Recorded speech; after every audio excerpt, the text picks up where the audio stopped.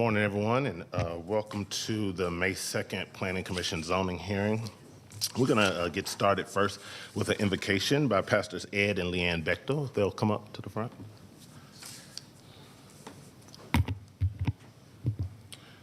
They are with Hope Worship Center, and we just appreciate you joining us today to kick off our meeting. Thank you. We appreciate the invite. Let us pray. Father God, first we want to thank you for the beautiful sunshine outside today and for the breath in our lungs that we can rise up today and give you praise. And Father, we want to thank you for this commission that would actually still invite you into their meetings. And Father, we ask you to be here today. And we ask you, Father God, for just a calmness in here today, a peace in here today, Lord. May each one have ears to hear, and may they be slow to speak, Father God, as they think about these things that are being presented to them, Father. And we just thank you, Lord, and we honor you, we glorify, and we praise you this morning. Thank you for your peace and your guidance, your wisdom that we need ever so much in this day and time that we live. In Jesus' name we pray. Amen. Amen. Man, thank you so much for joining us. We appreciate you being here. Would you please stand and join me for the Pledge of Allegiance? I pledge allegiance to the flag Of the United States of America, and to the republic for which it stands, one nation, under God, indivisible, with liberty and justice. Thank you so much. First, let me offer apologies for starting a few minutes late.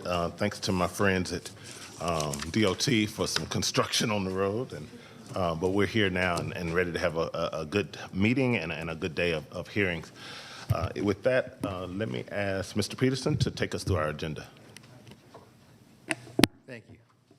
And before we start the agenda, I just want to give the public some information about how we're going to conduct today's hearing. Today's hearing will be conducted with the following process and procedure. Each case will be called in numerical order. When the case is called, we would ask that the applicant please stand up and raise their hand to show that they are in attendance. After that, we're going to see if anyone here is opposed to that specific case. So we would also ask that the opposition please stand up and raise their hand so they can be counted for the record. After recognizing both parties will be asked to come forward to be sworn in.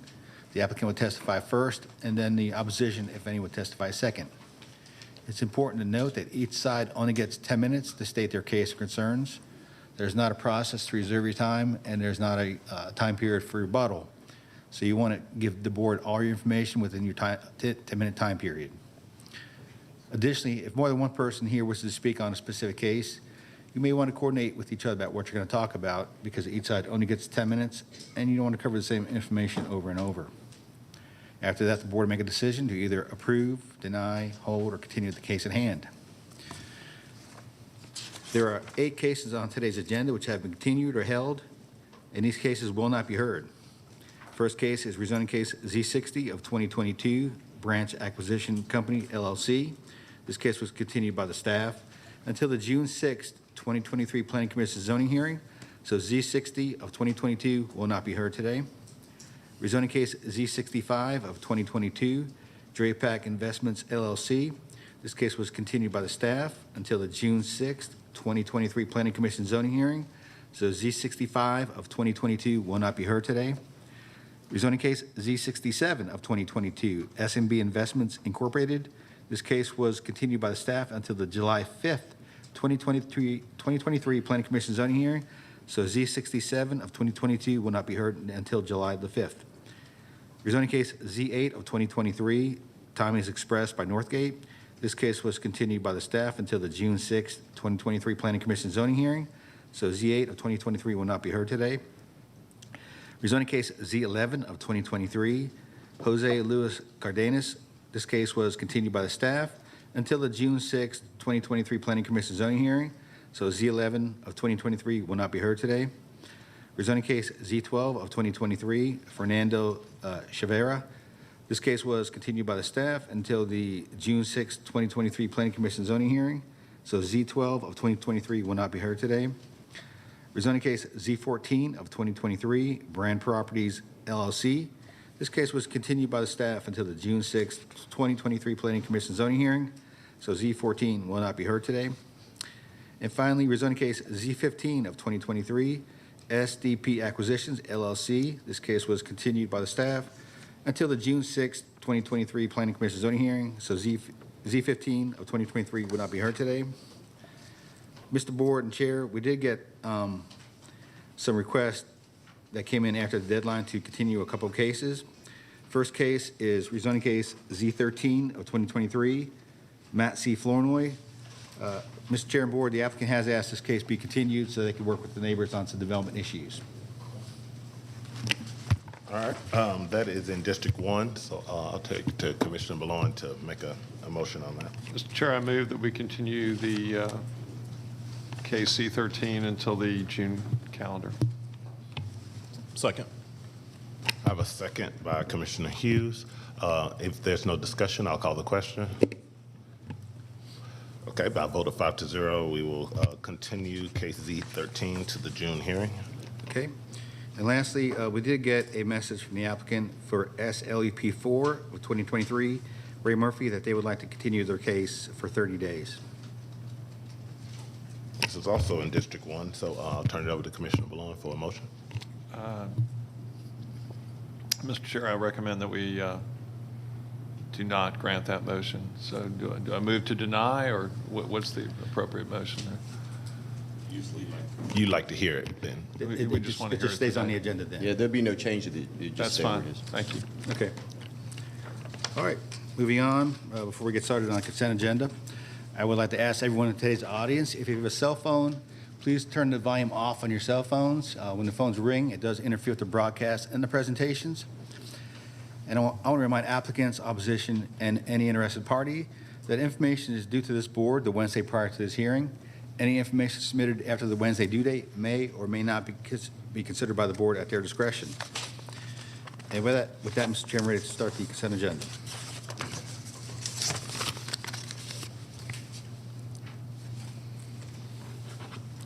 Okay, Cobb County Planning Commission zoning hearing consent agenda for May 2nd, 2023.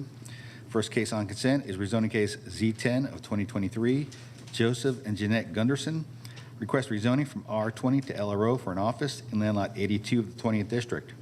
The property is located on the northeast side of Kemp Ridge Road, northwest of Mars Hill Road. Staff recommends approval, subject to the following conditions. Number one, site plan received by the zoning division on April 16th, 2023, with the district commissioner approving minor modifications. Number two, variance as detailed in the zoning comments. Number three, fire department comments and recommendations.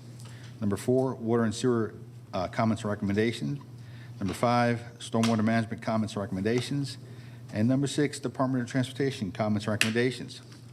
Is the applicant present? Let the record show the applicants are here. Is there anyone here opposed? Rezoning case Z10. Yes. So we got three. So we got three opposed to that one. We'll pull that one off consent and put it in its regular order, Mr. Chairman, Board. Okay, moving on to land use permits on the consent agenda. LUP 7, Sandy Clove, request a temporary land use permit renewal to allow an artist studio and the storage of art prints in land lot 336 of the 20th District. The property is located on the west side of Trail Road, north of the intersection of Trail Road and Midway Road. Staff recommends approval for 24 months, subject to number one, no signs, number two, no on-street parking, number three, no outdoor storage, and number four, 2 seasonal employees only. Is the applicant present? Let the record show the applicant is here. Is there anyone here opposed to LUP 7? No. Let the record show no one opposed. LUP 8, Andrew Bechtold, request a temporary land use permit to allow a photography studio in land lot 871 of the 17th District. The property is located on the west side of Old Virginia Court, north of Terra Mill Road. Staff recommends approval for 24 months, subject to the following conditions. Number one, customers must park in a driveway. Number two, by appointment only. Number three, no exterior signs. And number four, fire department comments and recommendations. Is the applicant present? Let the record show the applicant is here. Is there anyone here opposed at LUP 8? No. Let the record show that there's no one opposed. And that completes the consent agenda, Mr. Chairman, with Z10 being taken off consent. All right, thank you. So we have 2 cases that will stay on consent agenda. I'll entertain a motion to approve the consent agenda. So moved. I make a motion to approve the consent agenda. Second. Have a second by Commissioner Hughes. If there's no discussion, let's call the question. Okay, by a vote of 5-0, the consent agenda with LUP 7 and LUP 8 is recommended for approval. Okay, so those two applicants who are approved on consent agenda, Sandy Clo and Andrew Bechtold, you're free to go. Just come back in 2 weeks for the final hearing. Thank you. Okay, moving into the held and continued case part of the agenda. First case we're going to hear today is rezoning case Z55 of 2022. Kenneth B. Clary requests a rezoning from R30 to R15 for a single-family subdivision in land lots 25, 54, and 55 of the First District. The property is located on the north side of Post Oak Tritt Road, west of McPherson Road. The applicant is present. Is there anyone here opposed to rezoning case Z55? Just remain standing for a second.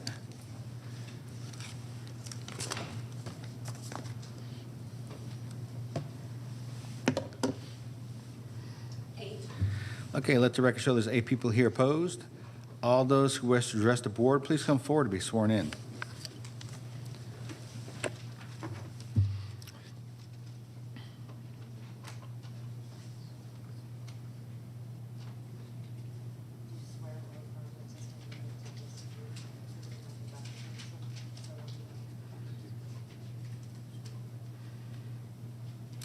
Good morning. For the record, my name is Parks Huff of the law firm of Sams Larkin Huff, and I represent Mr. Clary in relation to this rezoning application before you this morning.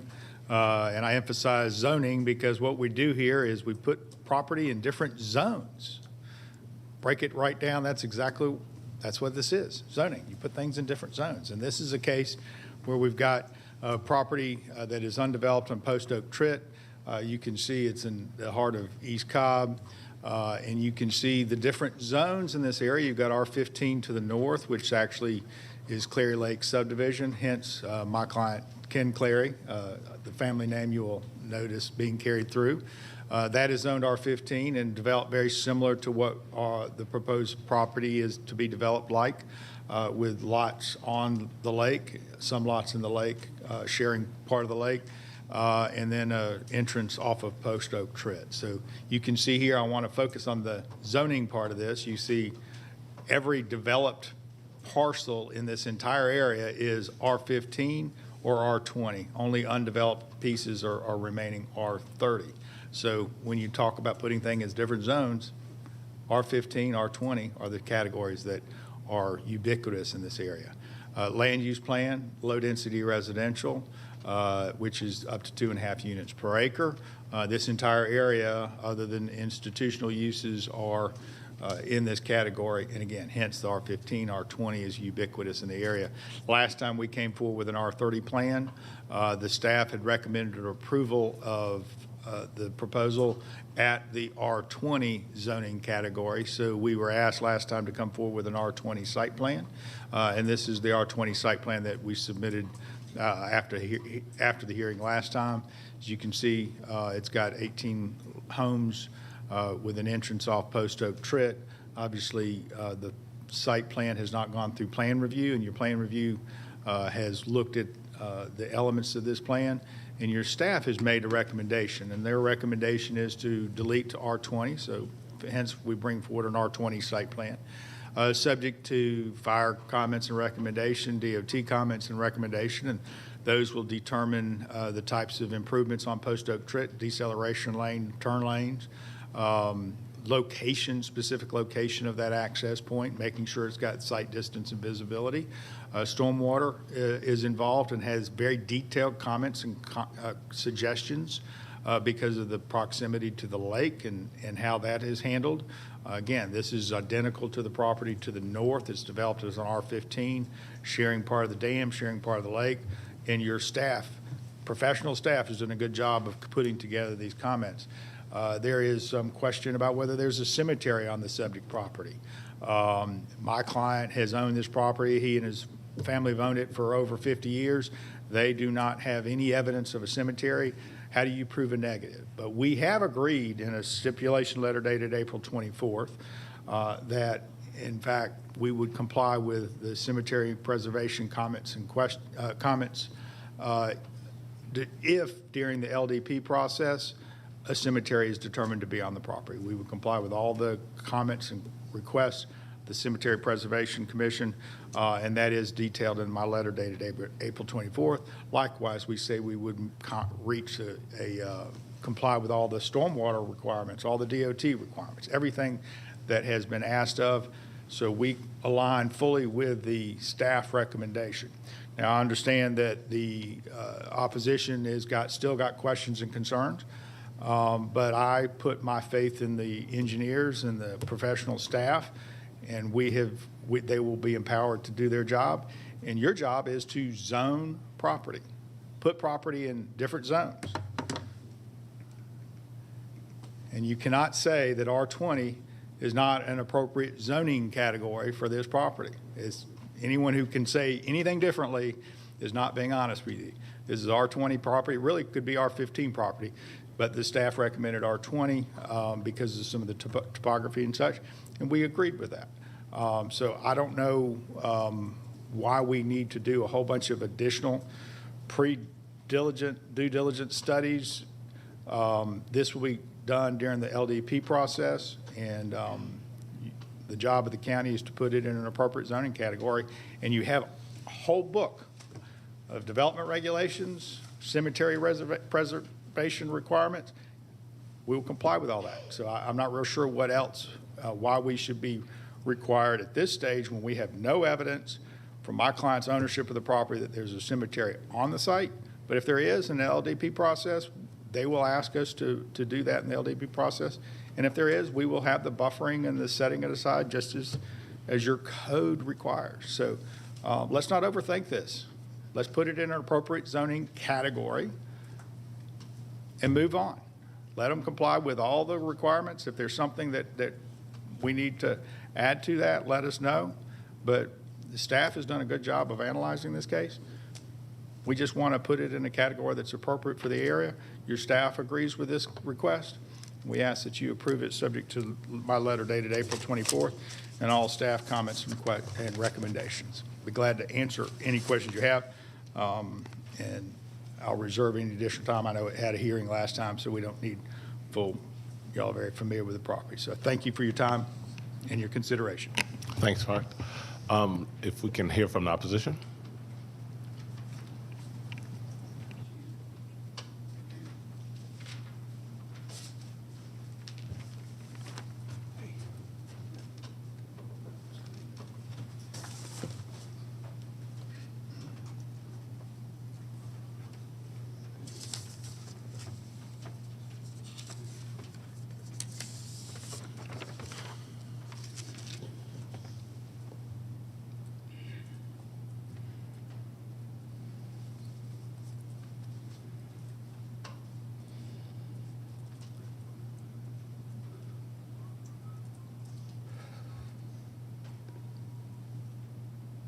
Might have to blow that up. Particularly just the bottom part of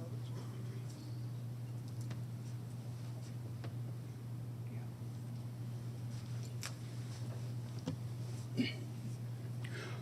Good morning. My name's Jimmy Richards. I'm a member of the Cobb County Cemetery Preservation Commission. We have issues and concerns with the project.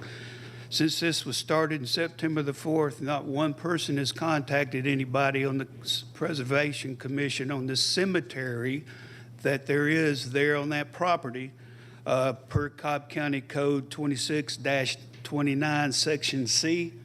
Historically, every applicant and developer has always contacted us before they drew up a plat for the subdivisions at.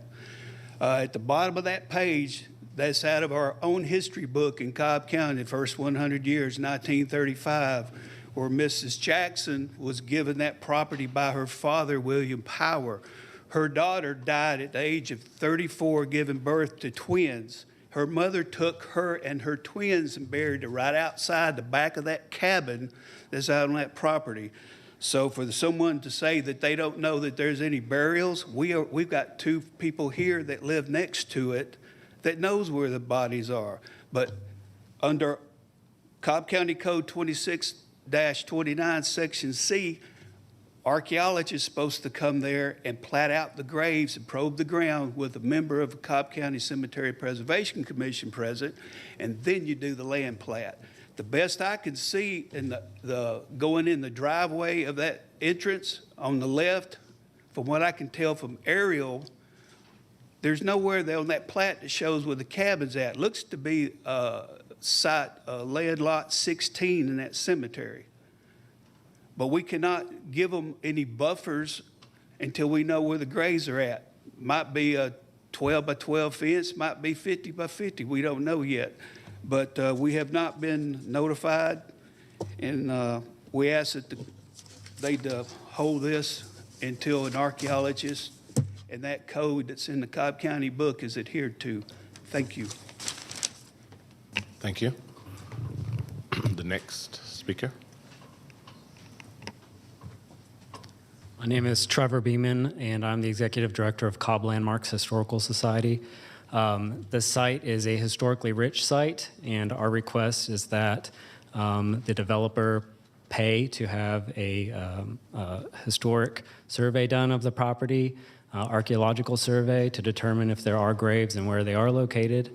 And secondly, there's a log cabin on the property, and our request is that the developer pay to disassemble and relocate the cabin with the intention that private funds would be used to reconstruct it for public display. Thank you. Thank you. Next speaker.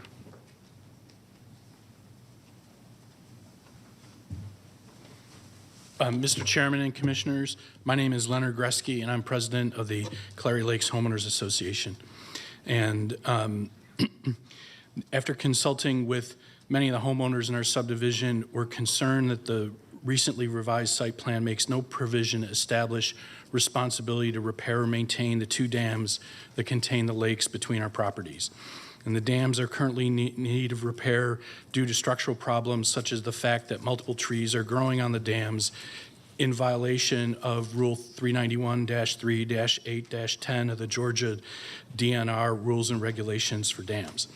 In my public comments, prior to the meeting, I attached a photo of the East Dam on the East Lake of Clary Lake for your reference that shows mature trees growing from the dam. And the dams are at least partially owned by the owner of 4701 Post Oak Tritt Road, and it's unclear how ownership and responsibility for the maintenance of the dams will change with the creation of the new subdivision on the property. For example, the poor photo quality of the zoning application and absence of other guidance in the application makes it difficult to read whether Lot 4 inherits sole responsibility for maintenance of the East Dam. Also, I'd like to point out a potentially erroneous statement made during the April Planning Commission meeting where the county stormwater manager indicated that the applicant has no responsibility to maintain the dam infrastructure. On the contrary, for homes adjacent to the two lakes within the Clary Lake subdivision, each homeowner is responsible for their property and a lake beyond the frontage extending to the midpoint of the dam. Properties that contain the dams and infrastructure for the lakes have total responsibility for the infrastructure. The Clary Lake subdivision covenants may contain no language that obligates the homeowners association to maintain the dams or infrastructure for either of the lakes on the southern border of our subdivision. And given the fact that in 2010, Vinings Building Group drained Cochrane Lake after a dispute about costs necessary to bring its dam into compliance, the Georgia DNR requirements for dams, we're concerned approval of zoning change will lead a developer to draining the lakes between our subdivisions. Incident with Cochrane Lake is documented in August 14, 2010 Marietta Daily Journal article titled Residents Fume Over Cochrane Lake Drainage by Katie Ruth Camp. Therefore, the Homeowners Association recommends that this application be denied and that the Planning Commission clarify responsibility for maintenance of the dam infrastructure and direct the current owner to repair the dams before selling the property. Thank you for your consideration. Thank you. We have another opposition speaker. And there's a balance of 4 minutes and 41 seconds, just to let you know.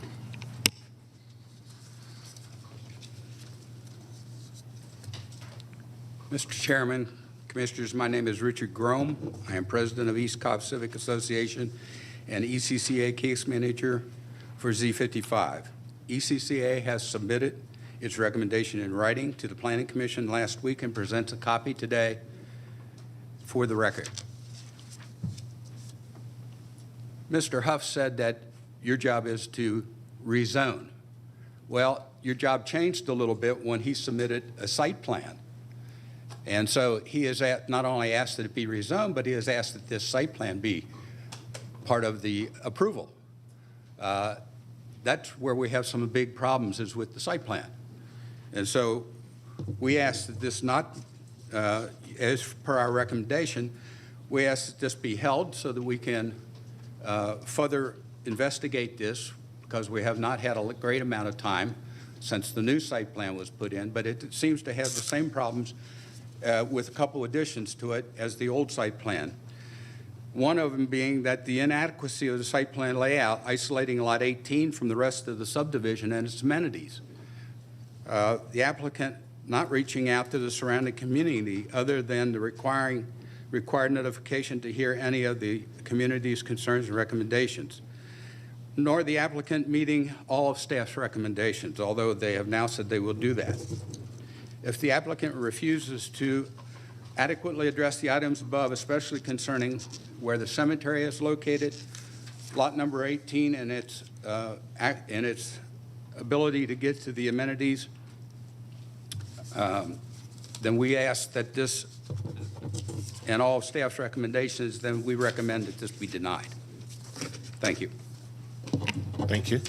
Do you have another opposition speaker?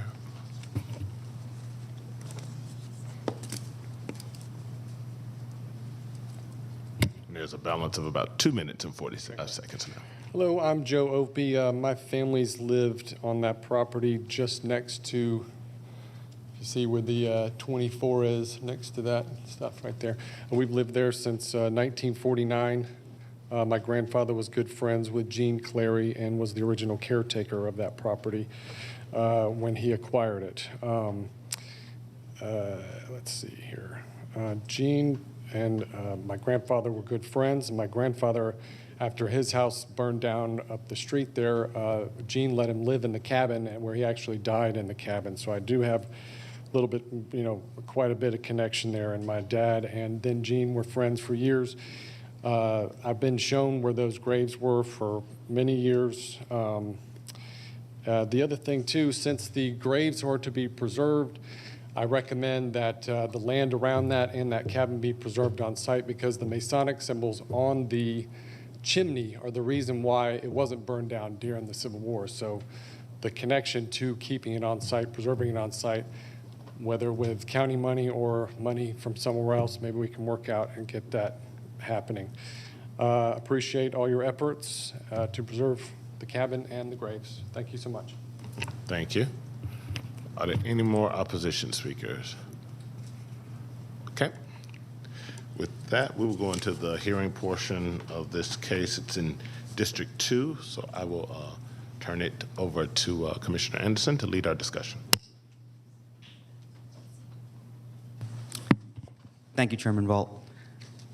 So I just wanted to break the conversation down in a couple of chunks just to help clarify a couple of things. So just to lay it out, I would like to have the applicant first come up and talk about some of the dam maintenance responsibilities. Then I'd have a couple questions of the opposition, just to kind of follow up on some comments, and then questions of stormwater and of DOT.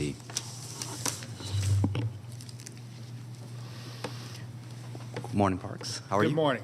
Go to this area with the dam. Great. That one that was up before. Yeah, the one that was just up when I walked up. Yeah, there we go. You had. Yep. So my question is just there's considerable. So there's the elements that really are part of site plan review, which again, the challenge that we articulated last time was that there are meaningful enough unknowns in the site plan as presented last time and today that really kind of cause a ripple effect and make it difficult to understand what actually is going into site plan review. Yep. The biggest of those being placement of the log cabin, existence of placement of the cemetery.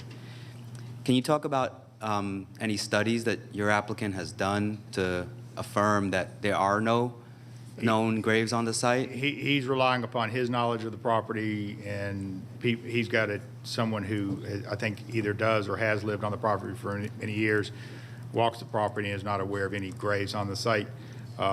We've been in contact with an archaeologist, but we've not retained him to do that study at this time. Okay. And have you had a chance to reach out and connect with the Cemetery Preservation Commission? I've emailed communication with the Cemetery Preservation Commission. Now, I understand that they say there's a cemetery on the property. Okay. There's some record of a cemetery in the area. My client doesn't have any knowledge of his ownership of the property, of the location of a cemetery. And again, during plan review, we would be the code section was referenced, we'd be in compliance with that. And we're not asking for any variance from those requirements. Okay. Do you have an approximate understanding of, so I guess if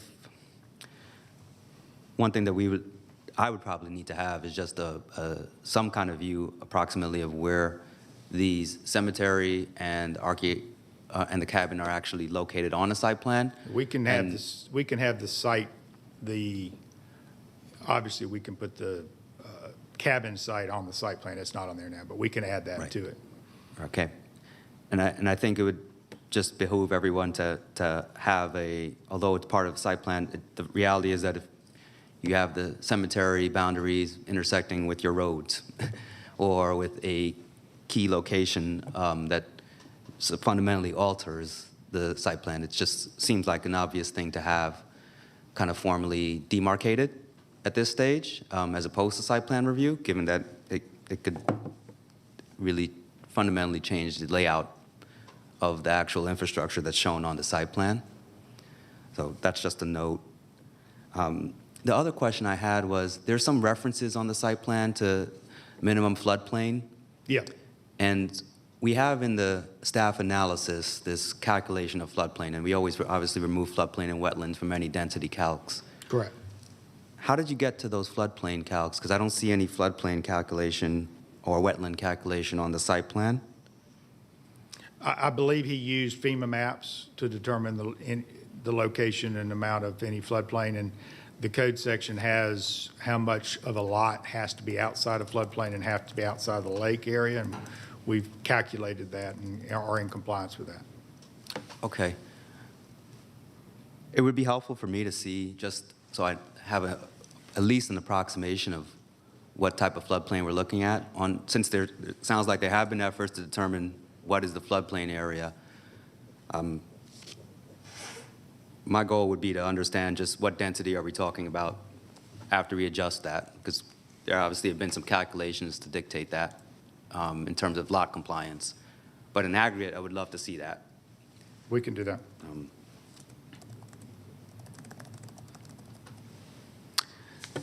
And I had a couple of other questions, which I'll surface a little bit more when I talk with staff members.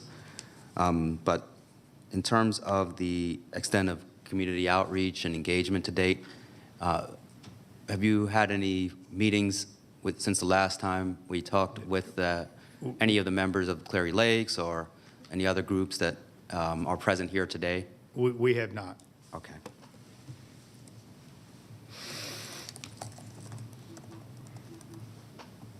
Great.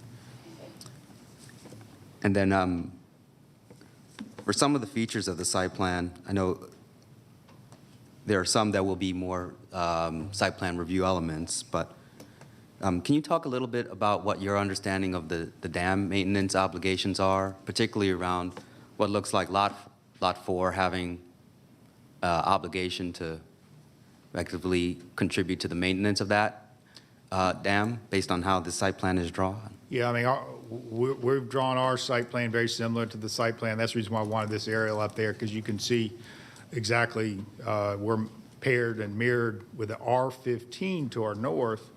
We're asking for R20, and we've done it exactly as they've done it, where we've got some lots that do include part of the dam. And that's a contractual issue between that and a legal issue as to who controls the dam, and no different than the way they did it. So, you know, homeowners association may have some responsibility for it, but ultimately the individual lot owners would have responsibility. And they noted trees on the dam, and you can see from this, the houses to the north in Clary Lake subdivision similarly has trees on the dam. So we're doing exactly as they've done it at a lower density and lower zoning category. Not sure why they should be complaining about what we're proposing. So what teeth does the HOA have in this situation if someone simply can't, on their own, as a single homeowner, one lot, afford to contribute to the maintenance of a dam that needs to be fully repaired? Yeah, I mean, that would be something that, just like in their neighborhood, when the dam needs to be repaired, they have to be able to do that. It's no different than what we've got. Okay. Great. And then can you talk a bit about kind of the rationale behind some of the detention pond locations? So you have 2 detention ponds on here. Yeah, and I will say that until this site is fully engineered, and you don't normally do the full engineering because it's very expensive to do the hydrology study, that's something that you do after you have the property in the correct zoning category. So the locations were designed by the land planner who put this site plan together, and he put it in the locations that he believes would be capturing the stormwater. And in the, obviously there's going to have to be some grading to get the stormwater to those locations, but they've got some along the lake and they've got some on the right-hand side of the site plan. Okay. Yep. Would it be possible to put the site plan on the screen? Thank you.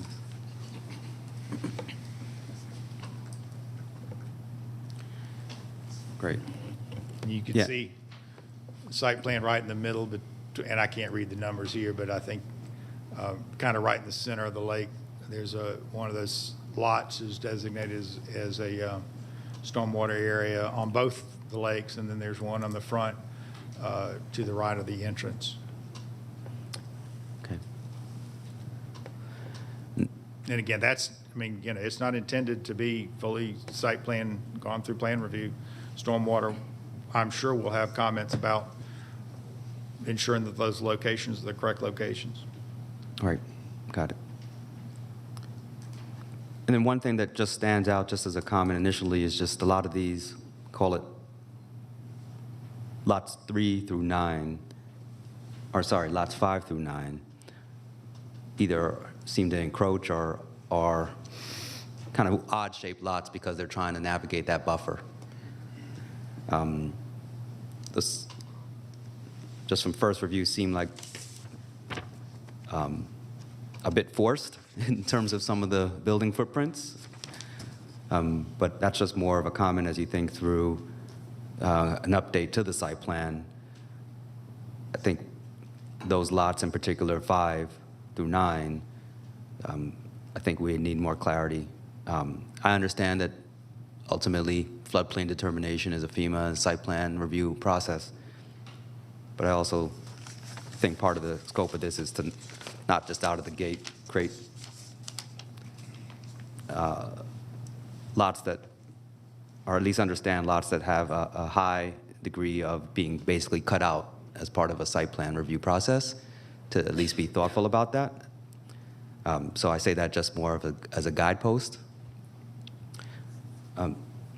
And then lot 18, how exactly do you access lot 18?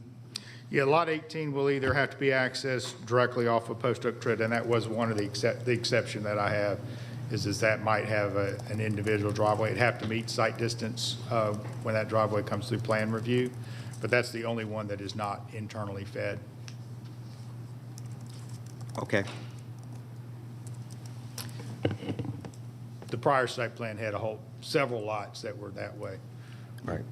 Changed the site plan to. Okay, great. Do my fellow commissioners have any questions of the applicant? Question? Okay, I'll recognize Commissioner Malone. Thank you, Mr. Chair. And do I understand then that your client is opposed to the idea of making the HOA responsible for dam maintenance? No, he's not opposed to that. Good. So I live in a neighborhood where Mr. McAfee, I'll say, is the late Mr. McAfee developed it, and even though there's a dam right there that's necessary to be maintained, he made no provision for the HOA to maintain it. I view that as a tremendous mistake to impose on one property owner the burden of maintaining a dam. It just seems like a recipe for disaster down the road. Yeah, we would be fine with the HOA being responsible for the dam maintenance. Are you willing to meet with Mr. Joe? I didn't get his last name. It sounded like Obeya. I'm sorry. Obi. Regarding, he believes he knows where the. Yeah, I noted his comment. I was going to talk to him afterwards and have him show me on a area where it's his understanding it might be. Okay, thank you. Other questions from other commissioners? No? Okay. Back to you, Commissioner Anderson. Great, thank you. Thank you, Parks. At this time, I'd like to call up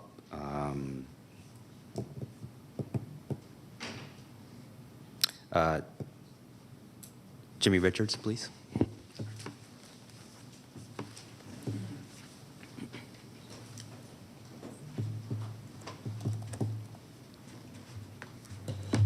Hi, Jimmy. How are you? I've been better. You've been better? Okay. Well, I'll try to make your day even better now, but as much as I can. So I appreciate your comments on the efforts to date or some of the absence of some efforts to contact and outreach. The applicant had said that there had been some email communication, I believe, between you? Okay. No. Got it. All right. Can you talk about generally the process that's involved with determining kind of cemetery locations and your understanding of where it might be on this site plan shown on the screen? Well, the Cobb County Cemetery Preservation Commission, we look over 246 burial grounds in Cobb County, and there's only 5 of us. But literally, we can pretty much tell you where the bodies are buried in this county.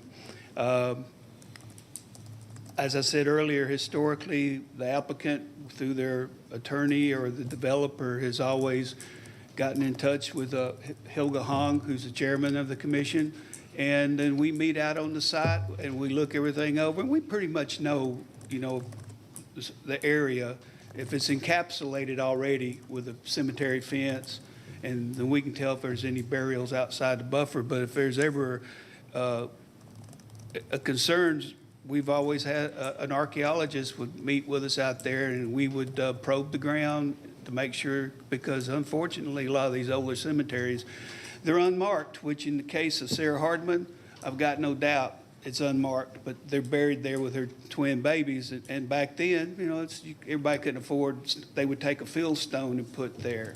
But the person that spoke after me, been there forever. They know where the graves are at, and that's our job. That's to get out there. And the lady's been there resting in peace for 138 years with her babies, and we don't need to find out. Oh, we found some bones as we dug up the place with a land disturbance permit after the fact. That's what we do, is to avoid that and to make sure it's marked off so any development won't damage the graves. Thank you. Thank you. And so would it be fair, are you able to roughly, based on your conversations with the other gentleman who spoke earlier, identify roughly on this site plan where they might be? The aerial part of it, from what I could tell in the curve in the road, it might be lot 16 going in the entrance. Okay. Until it's not marked on the plat, so can't define it exactly, but we'll go out there and look. I mean, that's the whole idea behind the Cemetery Preservation Commission. Contact us, we go out there and mark it and help the applicant. We're not here to hurt them. Right. But we're going to protect the burials in this county before anything else. Great. Well, thank you very much. Do You're any welcome. of my other commissioners have any questions? Thank you. And can I please have Carl Carver from the Stormwater? Come on.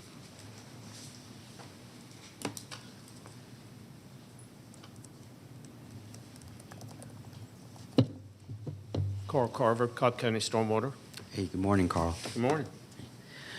Carl, could you talk about this site plan and the two detention areas that are noted on it? Any issues you might see with those? If they're at a high level, where they're supposed to be?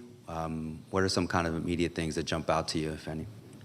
Well, immediately jumps out would be detention pond number 2 that they have. I don't know the lot number of that, but Cobb County would not want to have any shared ownership of the lake, so that would have to be changed. It could also be a private pond that's maintained by the HOA if the HOA wants a piece of the lake, but we would not.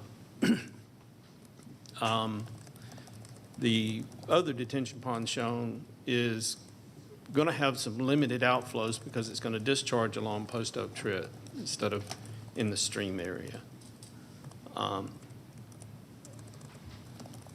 With the dams being partially owned by the property owners, part of my original stipulations was to include some dam breach analysis and to bring the dams up to standard. So I don't know how exactly that would have to work between the developer and the adjacent subdivision. If it would be with that subdivision's HOA or the individual property owners, but part of the requirements that I already have in the comments is for the dams to be brought up to standard. Got it. And then, is there any risk that Lot 3 becomes a detention pond, in your view, given some of the, if you eliminated lot detention pond 2 or made that a private one,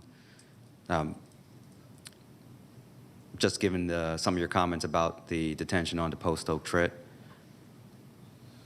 Well, you could choose another lot, but any of the lots along the lake, if it becomes a detention pond lot, we're not going to want ownership of the lake. Right. Okay. So it would have to be outside of the lake property. Okay. Would the natural candidate, if they did move it outside, be to Lot 3 then, for detention pond 2? Which one is Lot 3? It's right next to detention. Right on top 1. of, yeah, that. Yeah, the detention area. Either that one or the next one up. Okay. Yeah. So Lot That 3 one. or 4. Okay. The So this- issue is there's a ridge line not too far from where that cul-de-sac's shown. So it is how you discharge from these locations in that part of the basin. Most of the land goes to the lake. Yep. So part of my studies, or part of my requirements was to model these lakes as to establish a baseline flow. Yep. Great. And then last question for me was, I mentioned before the lots at the top, some of those building lines seem to be are right up above, right onto the 75-foot, the setback line. So they're not in the floodplain, but they're right at the impervious, the stream buffers that are located. So that would be the lots 3, 6, 7, 8, and 9. Just to confirm, I'm looking at something like Lot 7. Is that? I'm frankly confused by the lot, and I just want to see if that is something where, would that lot even be permitted because in terms of the building footprint, it seems like it's in the setback. Well, I don't know what their model house is, but if they pulled it up towards the front setback, they may have room to build a house, but they may not have much room to build a pool or anything in addition in the back in the future. without getting a variance for the impervious setback. All of those lots have the minimum square footage outside the floodplain, but whether those lots will need a variance on the impervious setback would have to be determined at the time they try to get a building permit. And they would be restricted for future requirements like pools and gazebos and that kind of stuff too. Okay, great. Do any of my other commissioners have any questions? All right, thank you, Carl. And may I have Lydia from DOT come up, please?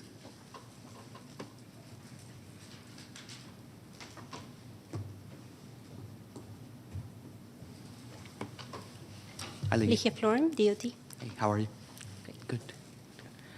So, Lydia, can you talk to some of the comments that you had? I think there's a couple things that you had mentioned. This, I think, typical decel lane, no access easements along all the lots facing Post Oak, which would obviously be at odds with Lot 18.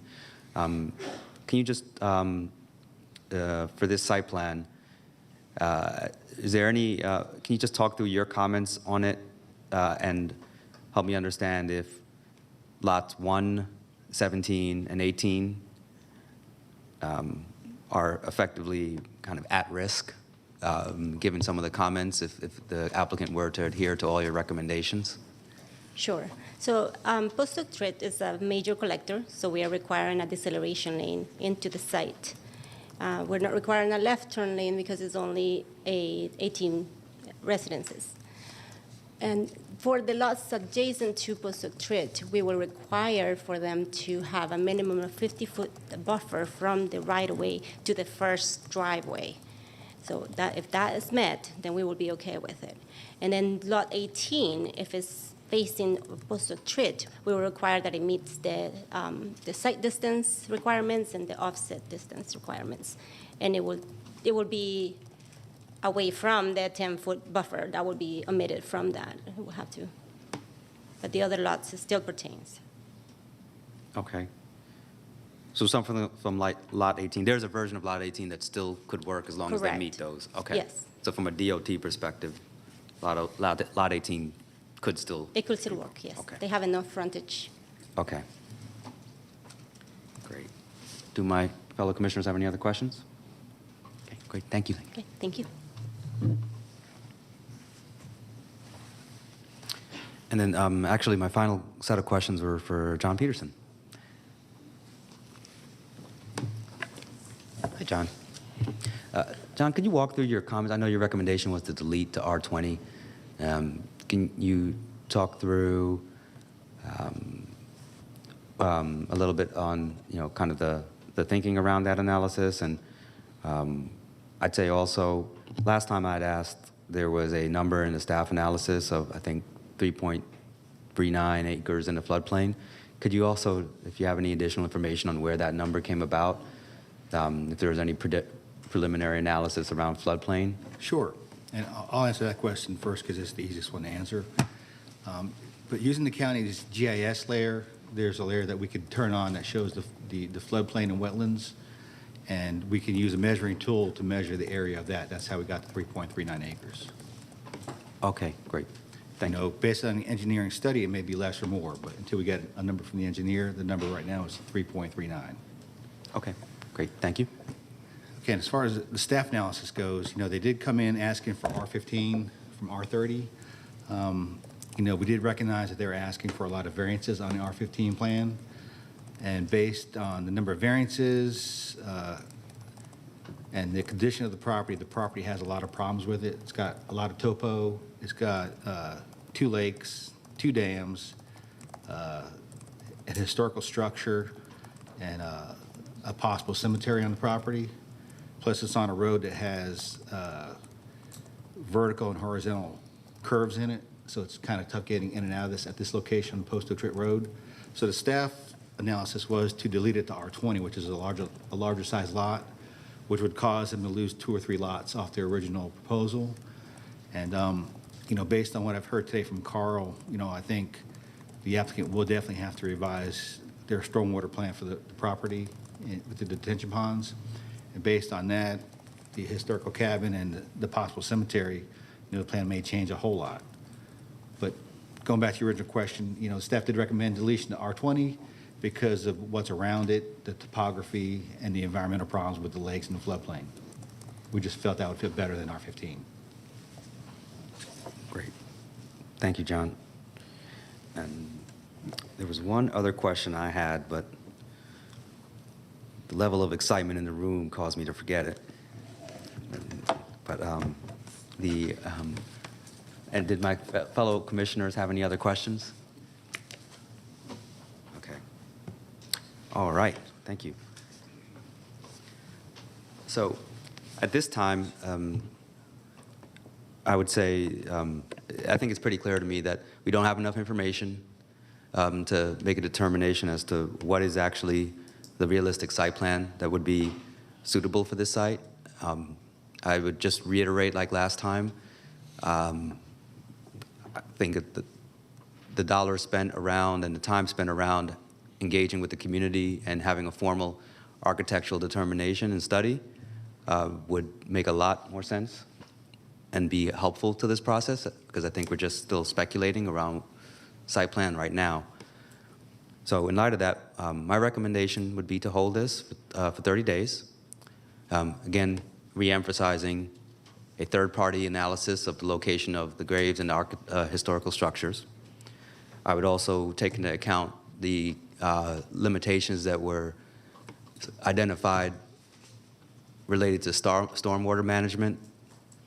And then the third thing I would say is I don't think it's realistic to think that a single lot owner would take on responsibility for a dam.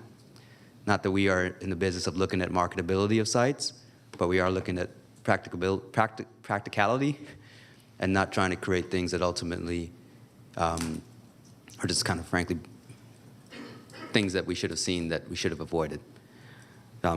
So in light of that, my motion is to hold this for 30 days with an ask towards those efforts be made. And then the fourth would be engage with the applicant to have a meeting with the community, Clary Lakes, and Preservation Commission, and make sure that it's able to occur on site with a shared and mutual understanding of the location of each of these assets. But right now, we don't really know for certain where they exactly are. That would be my motion. Second. I have a second from Commissioner Ballon. Is there any discussion? If not, let's call the question. By a vote of 5-0, we will recommend holding this case for Z55 for 30 days. Thank you. With that, we're going to take a 10-minute break and resume at 11 after. Thank you.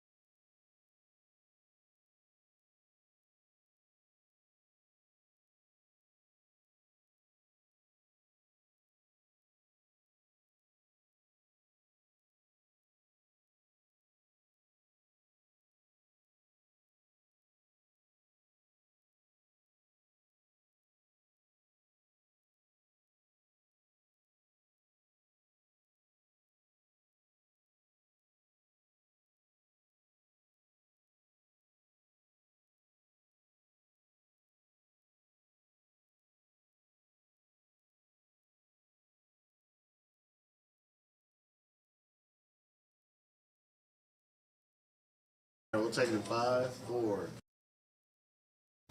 All right, welcome back to the May 2nd Planning Commission zoning hearing. We're ready to move to our next case. I'll turn it over to Mr. Peterson. Thank you. Next case we're going to hear is rezoning case Z9 of 2023, Aguas Vivas Centro Familiar de Adoración Incorporated. Request rezoning from R20 to R20 for a church in land lots 386 and 412 of the 18th District.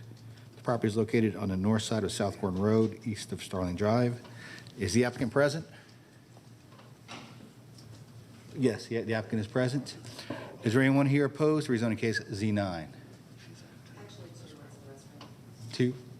Okay, Director, so there's 2 people here opposed. All those who wish to address the board, please come forward to be sworn in.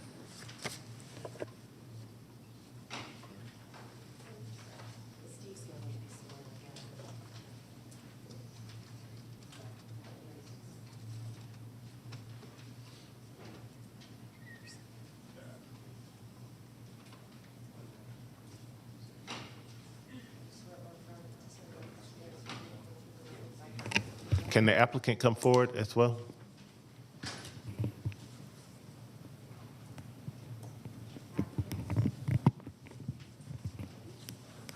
Just to get sworn in, and then you can get ready to speak. Thank you.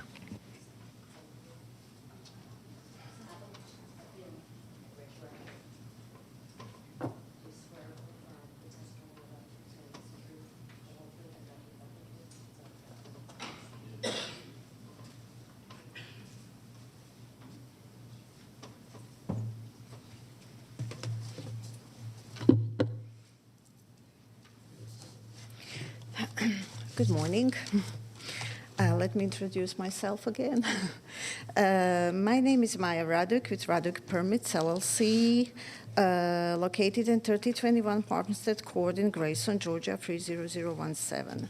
First, I would like to thank again the Planning Commission members for this opportunity to represent the applicant, Aguas Vivas Centro Familiar de Adoración, Inc., Incorporated, and the application material related to the rezoning request for the property located on the north side of South Gordon Road, east of Starling Drive, with, excuse me, 10.296 acres in size. The property is currently zoned as R20 with stipulation the proposed use of the property will be a new church development. The applicant requesting to rezone the R20 zoning district to modify a previous approval to develop a one-story, 10,000 square foot church on 10.3 acres site. The style of the building will be brick. The church will be operating 3 days a week, meeting about 10 hours a week. The subject property was rezoned to R20 with stipulation in 2014. Case Z14, minutes attached in the rezoning case report for a meditation center. According to the Cobb County Code of Ordinance, Chapter 134, Zoning, Article 5, Supplemental Regulations, Section 134-271, Special Exemptions. Places of worship, churches, when located with R20 zone, are permitted as special exception uses with meeting specific minimum requirements. The revised concept plan for the worship center is presenting the proposed sanctuary site with maximum 246 seat capacity, 150 parking spaces, including 5 handicap parking spaces, landscape areas at the site location connection with the Mayor Collection roadway. This plan also provides the proposed site information in compliance with the minimum special exemptions requirements. The proposed use is suitable in view of the use and development of adjacent and nearby properties. The property is an area that has residential uses and institutional uses, school and county park. The rezoning proposal will not adversely affect the existing usability of adjacent properties if stipulations are implemented that help protect the existing residential properties. The proposed site plan indicates that the church facility will be at least 50 feet from all property lines, and the requested R20 category will be still in in character with other properties in the area, with code requiring buffering. The rezoning proposal does not create an excessive burden of the use of existing streets, transportation facilities, utilities, or schools. The opinion is supported by departmental comments. The applicant rezoning proposal is conforming with the policies and intent of the Cobb County Comprehensive Plan. The property is delineated in a medium-density residential future land use category. The requested zoning district and proposed use is consistent with the medium-density residential future land use category, which allows for churches in R20 as a special exemption. There are no existing or changing conditions affecting the use development of the property. The proposal would be consistent with the MTR future land use category and compatible to other properties in the area. The property was previously approved to be a religious facility that was never built. The applicant is aware the site building design prepared by licensed professionals will be a subject of the Community Development Standard Review process. The applicant is willing to work closely with Cobb County to best meet compliance with the standard regulations and requirements per sections 134, 122 of the official code of Cobb County. In the meantime, the applicant has been asked to provide additional information on the state water verification and the traffic study. According to the state water hydrology verification report prepared by Kellen Shostak with CADAS Incorporated and reviewed and accepted by Carl Carver with Cobb County Stormwater Division, there's no stream with buffers on the property in question. Per Cobb County DOT requirement, the project team engaged the Columbia engineering professionals to prepare the traffic memo, submittal 1. Mr. Taylor Stux is with us this morning. He will present the memo information provided. The required stormwater and DOT information have been presented to Robin Mayer with zoning committee as well. I haven't received basically any information or any comment on any response by Robin Mayer up to today's date. Okay, are you done? All right, you can have a seat, and we'll hear from the opposition, and we'll probably call you back up. Chairman, I'd like to speak. Oh. Taylor Stoops with the traffic. Do you want to? Come right on up. And we'll have a balance of 4 minutes still. 4 minutes. Yes, sir. I will be brief. This is a small church proposed on a low-volume, suburban, almost rural road. It will create fewer trips. Can I pause you and just get you to state your name and everything on the mic for us? No problem. Again. Thank you. Taylor Stooks, PE, Columbia Engineering and Services, 3826 Buford Highway, Duluth, Georgia.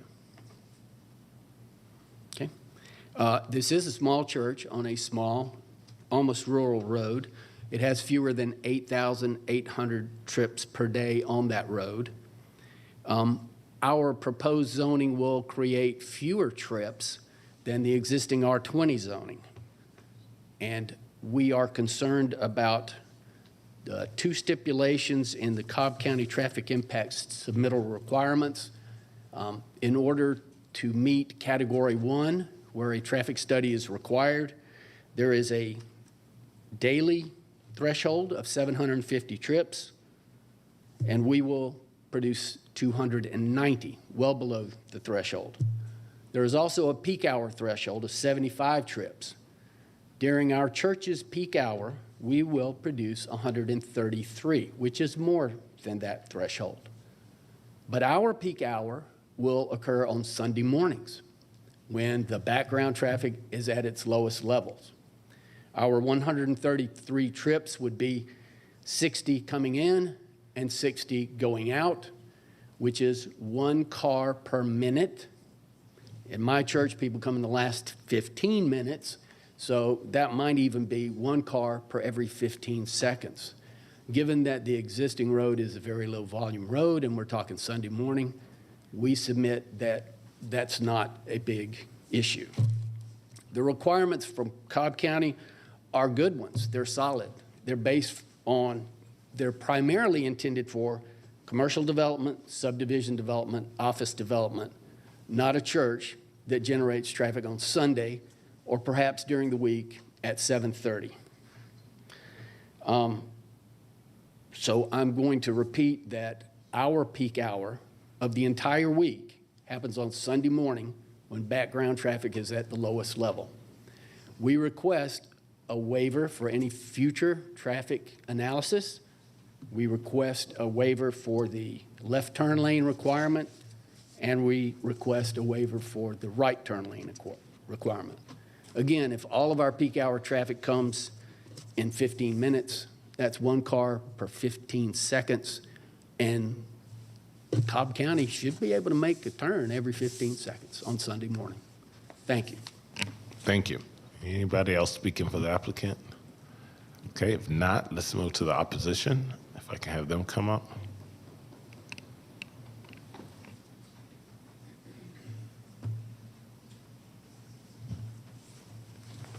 Yes, my name is Steve Young. I'm with the Mapleton Improvement Coalition. And we recommend denial of this proposal. And the reason why is listed here. Sanctuary right now is proposed for 246 seats. It was originally proposed for 600, and they reduced it. However, they did not reduce the parking lot size. It's still 150, and based on the calculation, it's 4 seats per parking space. That's still 600. So apparently, there's perhaps a plan in the future to expand the facility to accommodate 600 people. And the site plan stipulated 40-hour-a-week usage. As we know, churches very frequently engage in other activity besides worship, such as daycare, services to children in the community, et cetera. And the traffic is going to be considerably more dense than was originally let on. Also, a parking lot with 150 spaces is going to have quite a number of 30-foot poles with lights on it, and that will cause a lot of light pollution to the neighbors and a lot of noise to the surrounding community. So the variances that would be needed are also, there's just not enough room to accommodate them. Next slide, please. Okay, there is no location on the site plan for a detention pond or dumpsters. There are no impervious surface calculations. There are no calculations related to the parking lot space, the density, et cetera, or the building dimensions or the roadway dimensions. There's no landscape plan, and particularly along that driveway coming in there is very narrow. The property is very narrow. Driveway would have to be very wide to allow people coming in and out at the same time, and there is insufficient space on either side to buffer, to put landscape buffers to shield the properties either to the right or to the left. And also, there was a traffic letter submitted by the engineer, but there was no traffic study. Next slide, please. The original site plan on the left shows that there was a potential expansion. The site plan on the right is the revised one that was submitted recently. But as you can see, there's nothing to stop potential expansion to 600 seats later on. Next slide, please. And again, as I said, there's no, the parking lot is still large enough to accommodate 600 seat facility, and there's no detention pond or dumpster facilities. Next slide. So As I said, there was a traffic letter from Columbia Engineering, but there was no traffic study done. So the peak trips require a full traffic study, and the applicant is requesting a waiver. We don't think that's appropriate. We also think that there, as I said, there's more traffic or more use than the 40 hours a week that was stipulated by the applicant. And we think that there should be more thorough analysis of the traffic. The future land use should be residential and should stay residential in nature, even if a place of worship is put here. This plan is just way too intense for this neighborhood. And contrary to what the engineer said, this is not a country street. This is a busy thoroughfare. There are 3 schools on here. There's development a little further down the road at Factory Shoals for commercial development. So this South Gordon is actually a fairly busy road, and really this use is just too intense for facilities. Thank you very much. Thank you.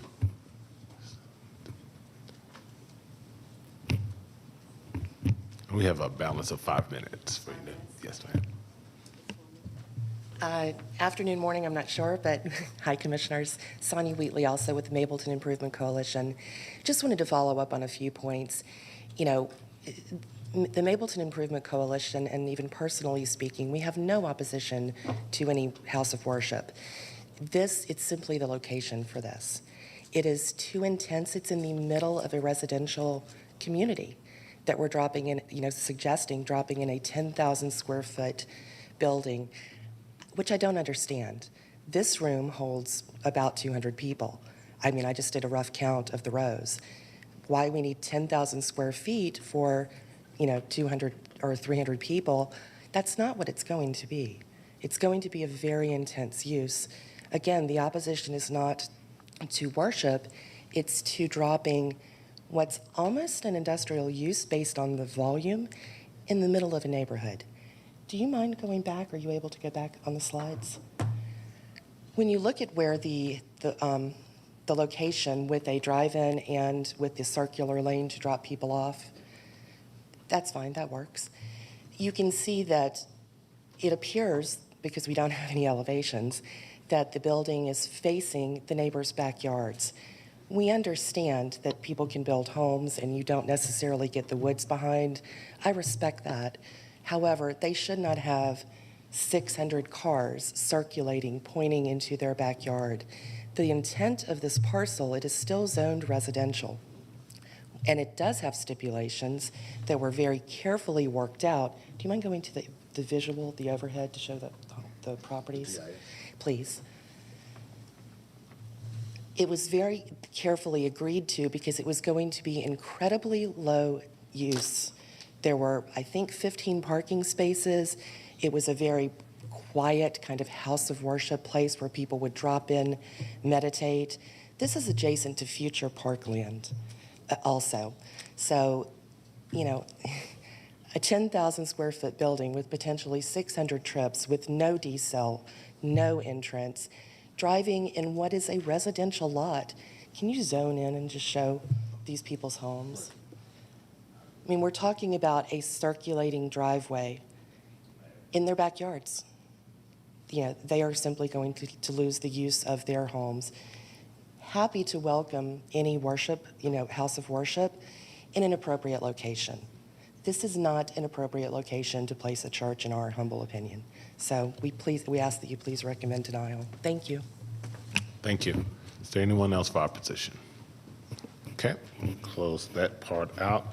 And this is in District 4, so I'll turn it to Commissioner Hughes to lead our discussion. Thank you, Chairman Vaught, and thank the applicant and the opposition. I don't know if you guys ever actually, did y'all have an opportunity to meet or at least discuss the proposed plans?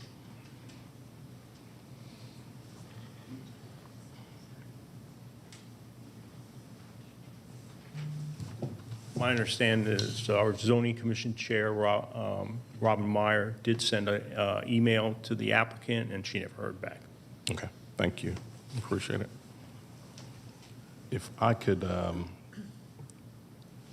so in taking a look at some of the concerns raised by the community, I'll break this up into a couple of chunks. One would be DOT, so if I can have DOT come up first.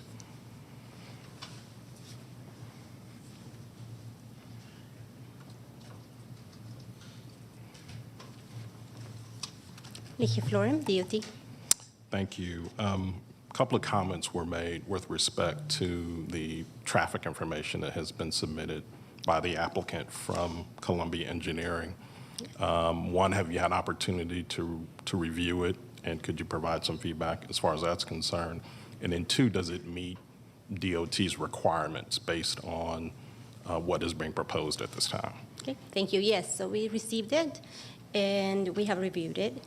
We agree that now with the new proposed plan is half of the size. So it was, our comments were originally made based on the 600-seat proposed site.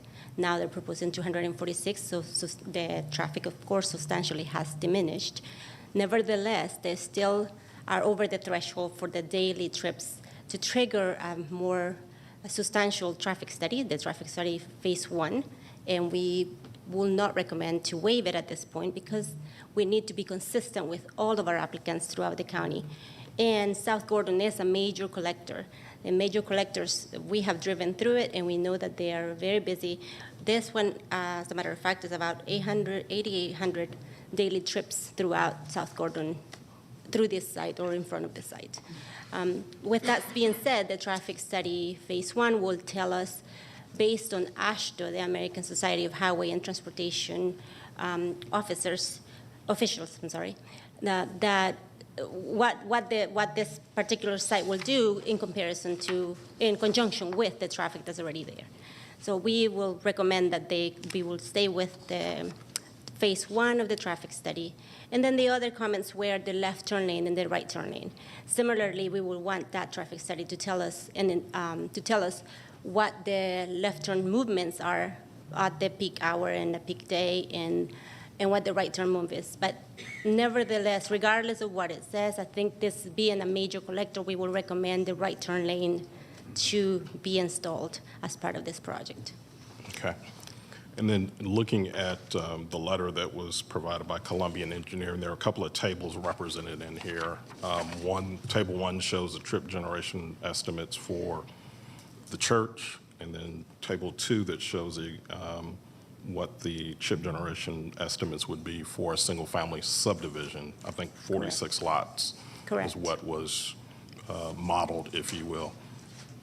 And just reading through this, it would seem that there would be more trips generated from the single-family zoning category as opposed to the church. Is that your understanding? Yes, that's correct. Based on the standards, that is true. Okay. Anybody have any other questions for DOT? More questions for DOT? No. Okay. Thank you. Thank you. If I could have Stormwater come up, please.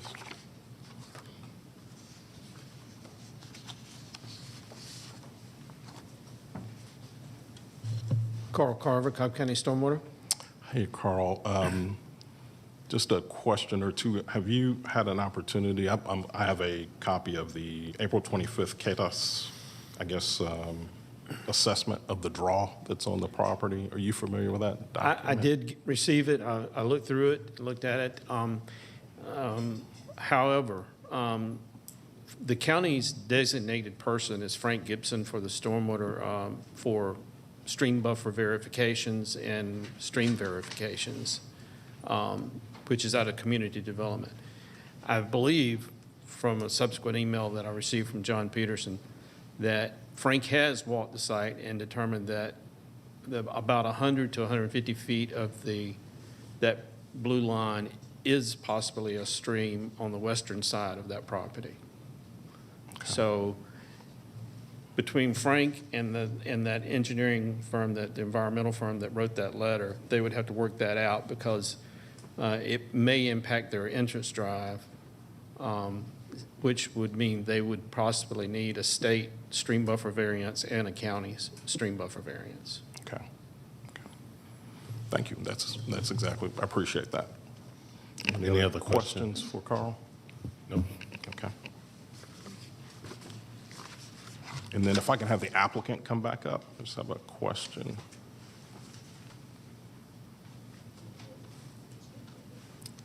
We'll see. I'm not sure.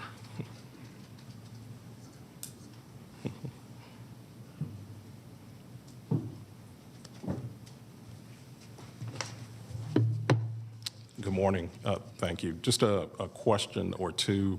I wanted to confirm the square footage of the sanctuary building based on the revised site plan that was submitted. I think it's dated February or April 27th. That's correct. What's It's 10,000. It is 10,000.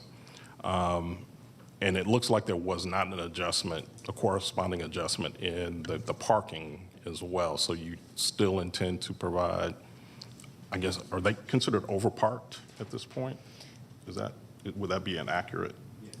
Okay. Yeah, What according to the would be plan. the minimum required based on 10,000 square feet? It's based on the number of seats in the main sanctuary Commissioner used. Okay. So if we can have the applicant state how many seats there are going to be, then we can figure that out. 246. Okay, 246.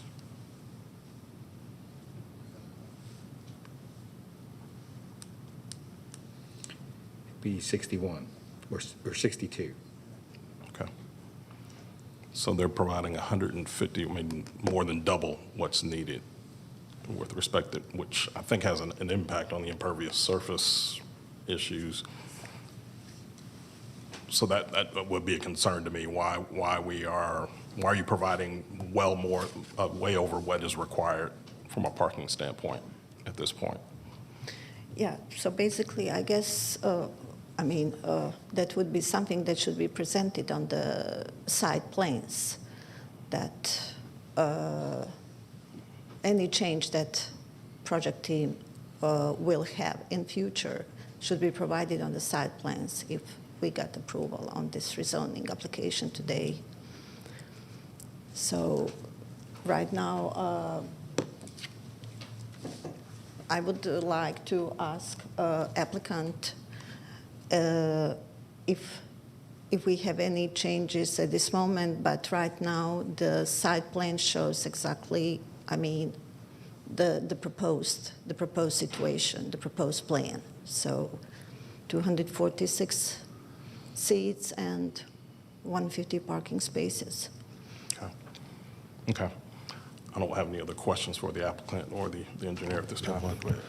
Commissioner Anderson? Only question I would have, this actually might be a question for fire safety, just what's the difference between, I guess, 600 capacity versus 240 capacity? I'm just wondering if access to the site effectively prohibits you from going up to 600 because you don't have meet the access requirements. And I don't know if that might be a question of staff as well. So I would maybe ask the applicant first, and then maybe anybody from fire as to, like, if you had 600 people there versus 240 people there, does that fundamentally alter? Are you basically, could you put 600 people there because the access is basically baked, and that would prohibit you from actually going to expanding the site? So I'll ask the applicant first, and then.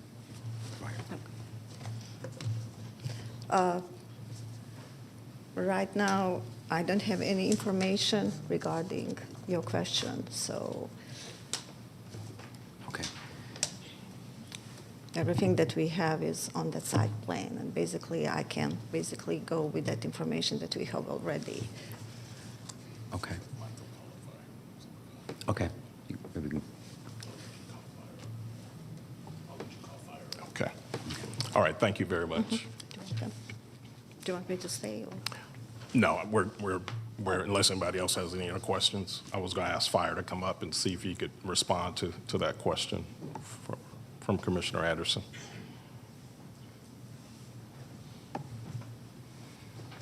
Jeff Berg, Cobb County Fire.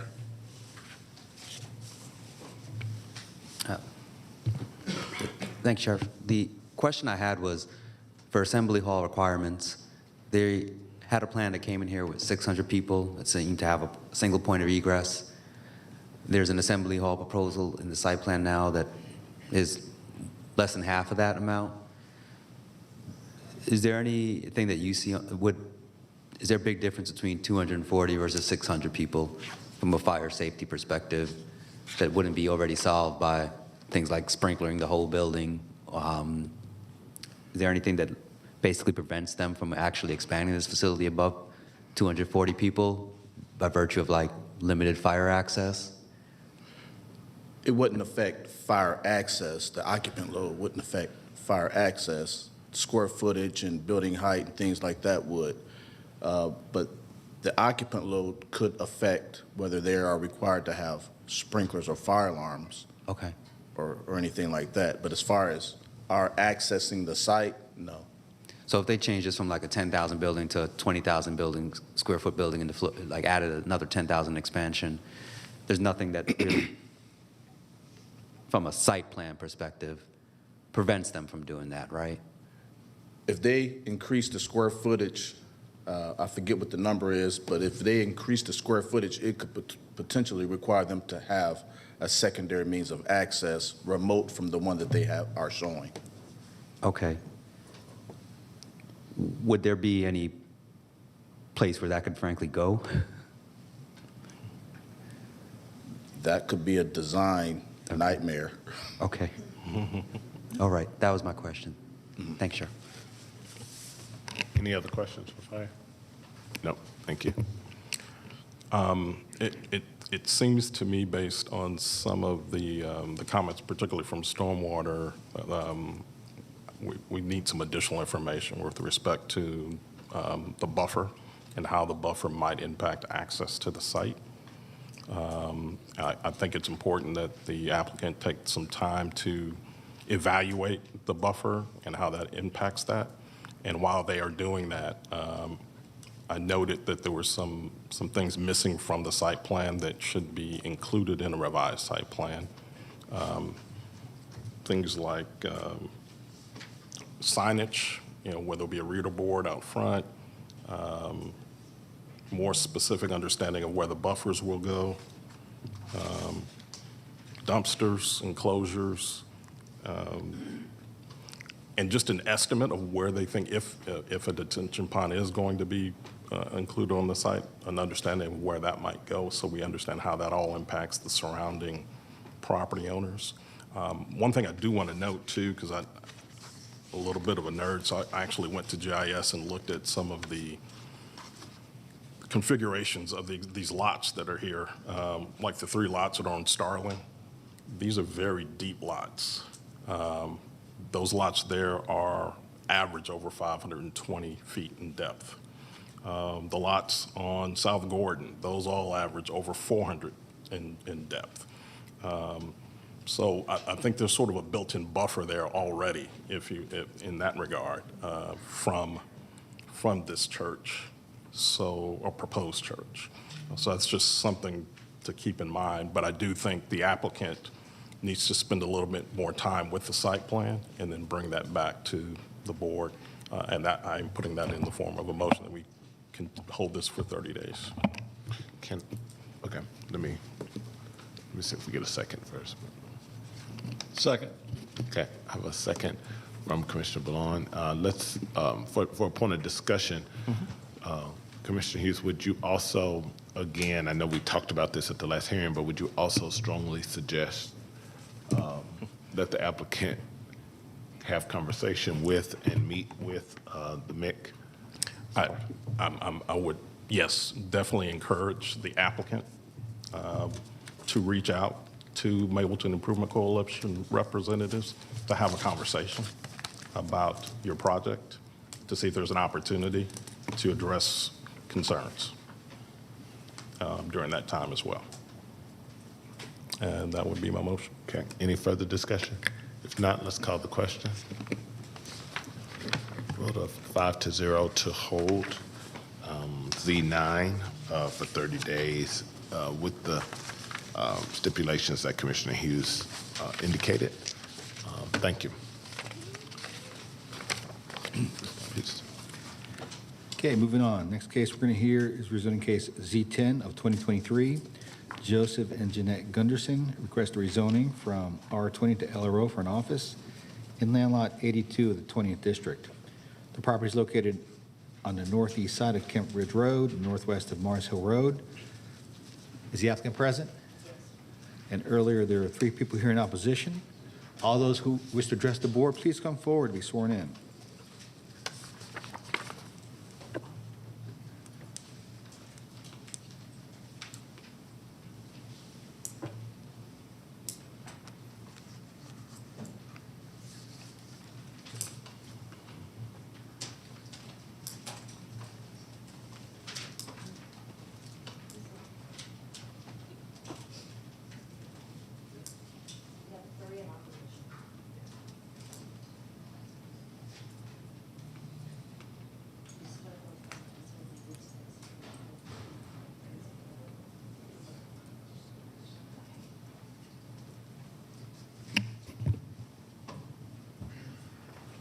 Hi, how are you? Very nervous. Calm down. It's going to be all good. We're going to make it painless. Okay. I'm Jeanette Gunderson. We purchased the property at 3700 Kent Bridge Road. We are not changing the structure at all. It's a 1971, 1,350 square foot brick ranch that we're requesting LRO for my farmer's insurance agency. There will not be really any traffic at all. At my current office, I get maybe 1 client every month to 3 months. So I've already talked to DOT, and we figured out, the parking situation being 50 foot off the curb with no changes to the structure, so there shouldn't be any site plan issues. We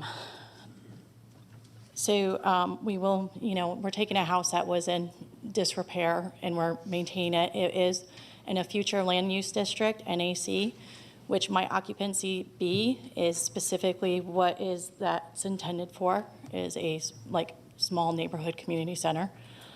I didn't actually know there was any opposition. The house is surrounded by a bunch of different houses that are in a commercial assemblage on both ends of the road.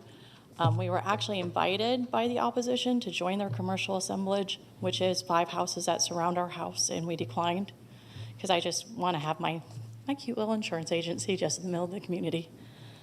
I don't really know what else to say. That's fine. Whatever else you want to share, and if you're done, we're not going to press you to stay up here the whole time. I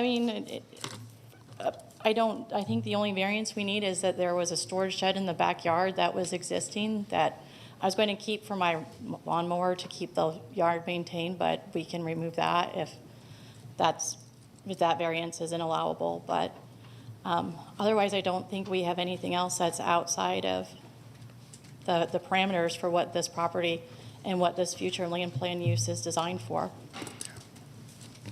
So. Thank you. You can have a seat. We'll hear from the opposition, and we'll probably call you back up for some questions. Okay, thank you. We'll hear from the opposition.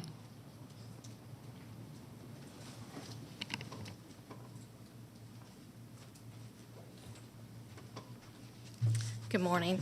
My name is Jane Turnipseed. My husband and I own property. Our home is actually directly behind the applicant's property. We have been there since 1977, over 45 years. And I have some real concerns about ingress, egress of the property. We also own 2 rental homes on Kemp Ridge Road. One of those directly abuts their property. We have just moved a family with 3 children, 3 small children, into that home that abuts their property. And I know personally that it is a nightmare getting in and out of those driveways.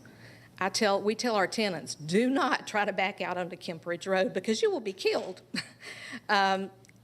It's a very busy road. Cobb Parkway, the last traffic count I had was like 35,000 cars a day on Cobb Parkway. Kemp Ridge Road is used almost as an alternate to Cobb Parkway. People who don't want to go Cobb Parkway will cut down Kemp Ridge. They do not drive the 35-mile-an-hour speed limit. Cars coming off of 41 will exit 41 having been going 55, 65 miles an hour. They will get on Kemp Ridge and they will still be traveling 55 or 60 miles an hour, disobeying the speed limit. So I'm really concerned about people getting in and out of the property. I'm also concerned about parking. This is a half-acre lot. It's a 110 feet by 195 feet, I believe. I don't know where they're going to park. I don't know where they're going to turn around once they get there to get back out onto the street. So I'd like to know if DOT has taken a look at ingress and egress. Obviously, we have no issues with the applicant. They bought a house that was in it had a lot of problems. We knew the Richardsons who lived there the entire time we were there. The house was in disarray, and they have done a lot of work to get it repaired. Another question I have is, we've seen all this work going on. We've seen workers in and out of the property. I've never seen a permit sign, nothing on the property posting a permit. I just want to know, were the repairs done appropriately? Was the work done appropriately? Were there inspection reports? Were there inspections on the work as it was done? I mean, as a homeowner, you can do work on your own home without you can do some work on your own home without having to have permits or inspections. But this is a property that is being proposed to be used by the public. And my question is, have the permits been done? Have the inspections been done? I'm also concerned that this changes the entire character of our neighborhood. There are no businesses on this particular side of Kemp Ridge Road. They're all homes. They're people who've lived there for 40-plus years. In fact, the Richardson properties probably, other than the two rentals we bought, everyone who's surrounding there has been there almost a lifetime.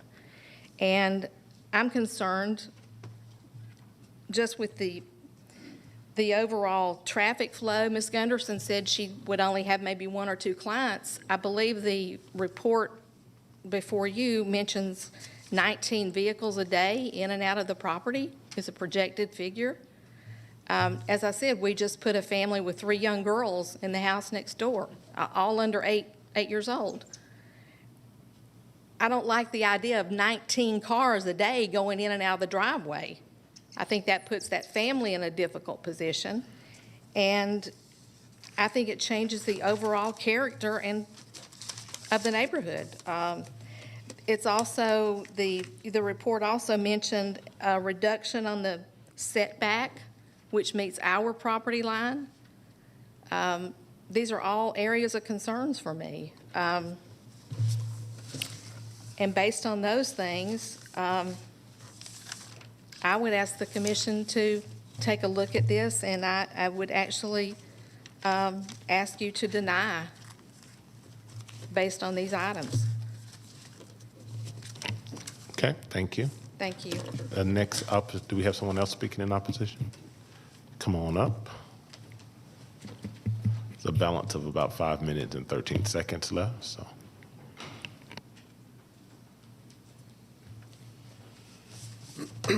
Good morning, everyone.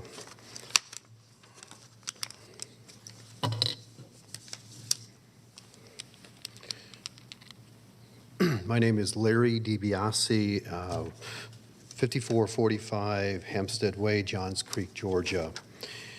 So I would like to address the body just from a standpoint and referring back to the Steinberg Act, Steinberg criteria. So as it was established by the Georgia legislation in 1985, it requires all local planning commissions to consider all potential ramifications of each zoning proposal. The 6 criteria that are established by the Steinberg Act, this particular property, this particular zoning case fails a number of them. Specifically, number 1, whether the zoning proposal will permit a use that is suitable in view of the use and development of adjacent and nearby properties. As Jane had just mentioned, while the western side of Kemp Road is all commercial corridor, the island as they call it, the eastern side is all residential. And the road itself, as it is today, provides a buffer and a transitional area from commercial to residential. If approved, this variance will allow commercial developments to cross over and begin to completely change the character of this area from residential to a commercial area.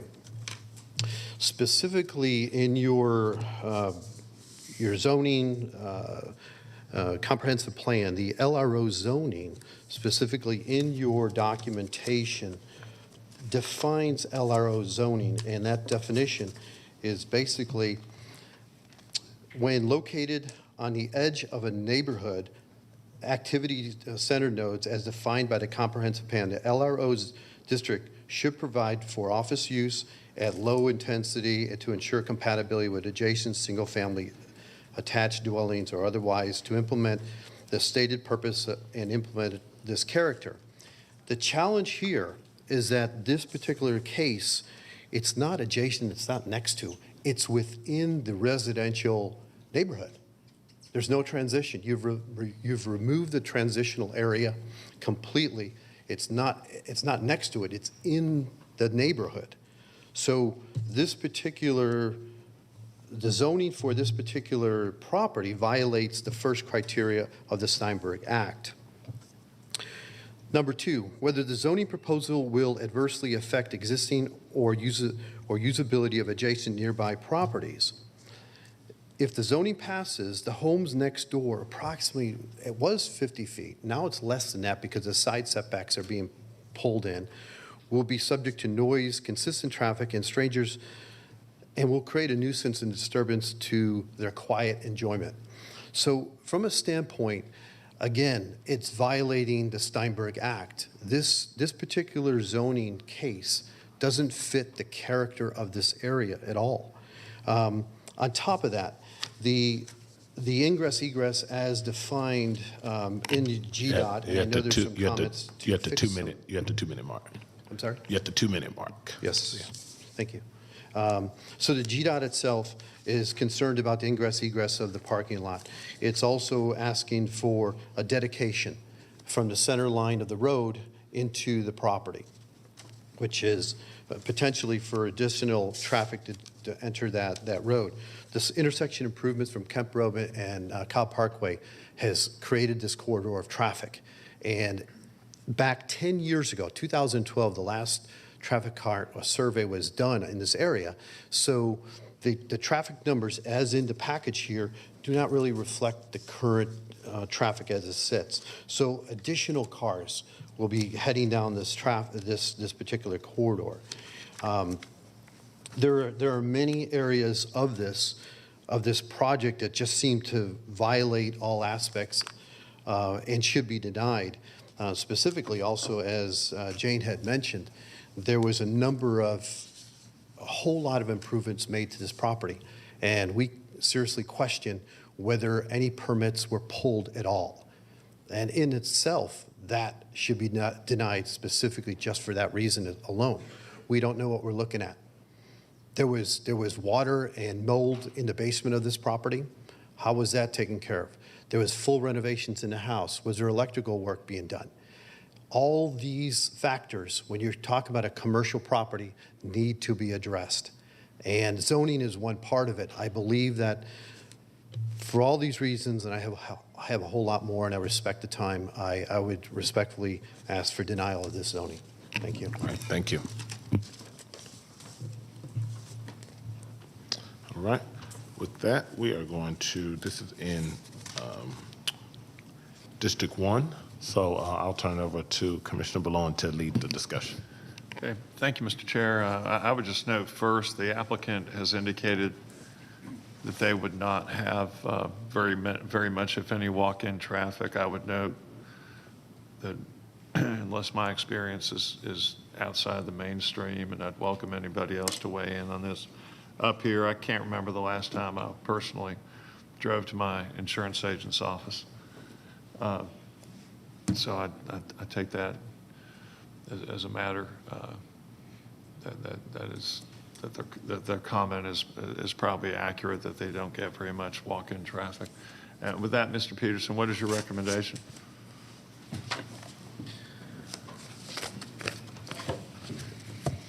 The staff recommendation for this case, Commissioner Boulogne, is to approve it, subject to the 6 conditions I read in with the initial consent agenda. And that was done primarily because the future land use map supports this type of development. This area has a mixture of residential and commercial uses on Kent Bridge Road. And this is, staff's opinion, this is a good transition in zoning intensity from the Walmart and the tire store and other things on the west side to the single-family houses that are located on the east side of Kent Bridge Road. Could I burden you to go ahead and read in those conditions again, just so that my fellow commissioners, they may have some other conditions they might want? Sure. Number 1, site plan received by the zoning division on April 16th, 2023, with the district commissioner approving minor modifications. Number 2, variances as detailed in the zoning comments. Number 3, fire department comments and recommendations. Number 4, water and sewer comments and recommendations. Number 5, stormwater management comments and recommendations. And number 6, Department of Transportation comments and recommendations. Okay. And if I could, let me get the applicant back. I'm sorry. No. Okay. Can I get the applicant back up, please? A point of concern was raised about the possibility of this being a reasonably busy road, and the question that I would have, do you have to back up into the road, or do you have room to do like a K-turn in your driveway?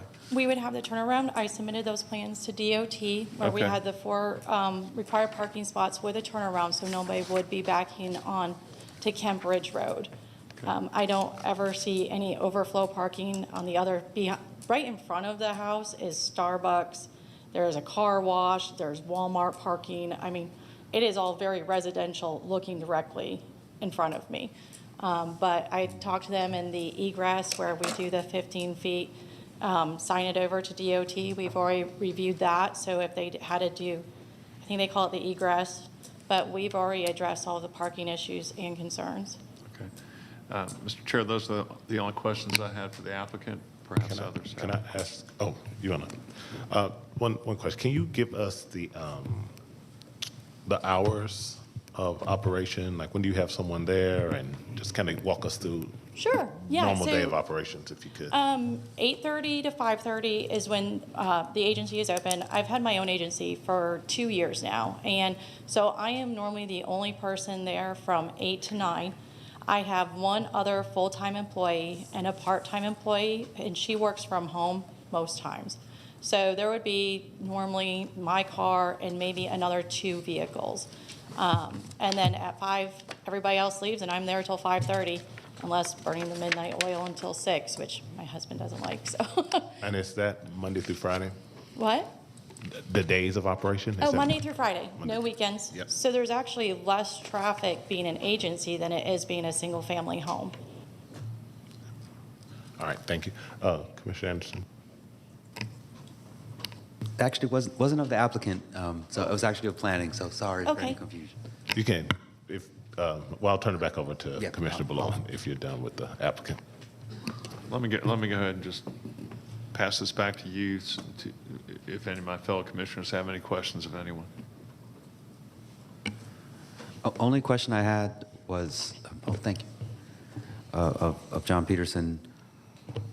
Just why wouldn't this be why couldn't this be a land use permit request? It could be, but the fact that they're in a commercial activity center would allow them to ask for a more intense application from the board.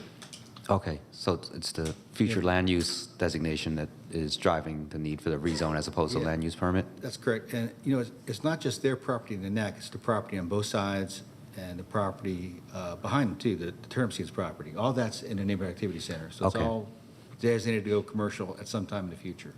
Got it. Okay, thank you for clarifying that. Any other questions of anyone else from the commissioners? If not, I'll turn it over to Commissioner Malone. All right, so my motion would be for approval, subject to the 6 conditions read into the record by Mr. Peterson, and a 7th condition that the hours of operation be limited to 8 a.m. through 6:30 p.m. I'm allowing plenty of leeway for overtime work. Subject to those conditions, the motions for a recommendation of approval. Second. I have a second from Commissioner Anderson. Any discussion? Seeing none, let's call the question. We have a vote of 5-0 to recommend approval for Z10 with the appropriate stipulation recommendations. Thank you. Okay, moving to special land use permits on the agenda. First one we're going to hear is SLUP 3 of 2023, Alexandria Holdings Group Incorporated. Request a special land use permit for used auto sales in land lot 37 of the 17th District. The property is located on the south side of Veterans Memorial Highway, west of Puckett Drive. Is the applicant present? Let the record show the applicant is here. Is there anyone here opposed to SLUP 3? Two? Okay, let the record show there's 2 people here opposed. All those who wish to address the board, please come forward and be sworn in.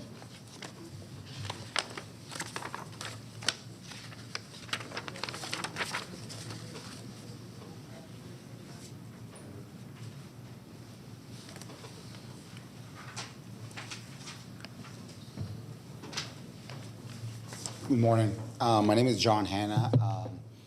I'm the owner of the property at 621 Veterans Memorial Highway in Mableton. The subject property, bought it back in 2012 with the intent to be an owner occupant, to run a car used dealer out of that property.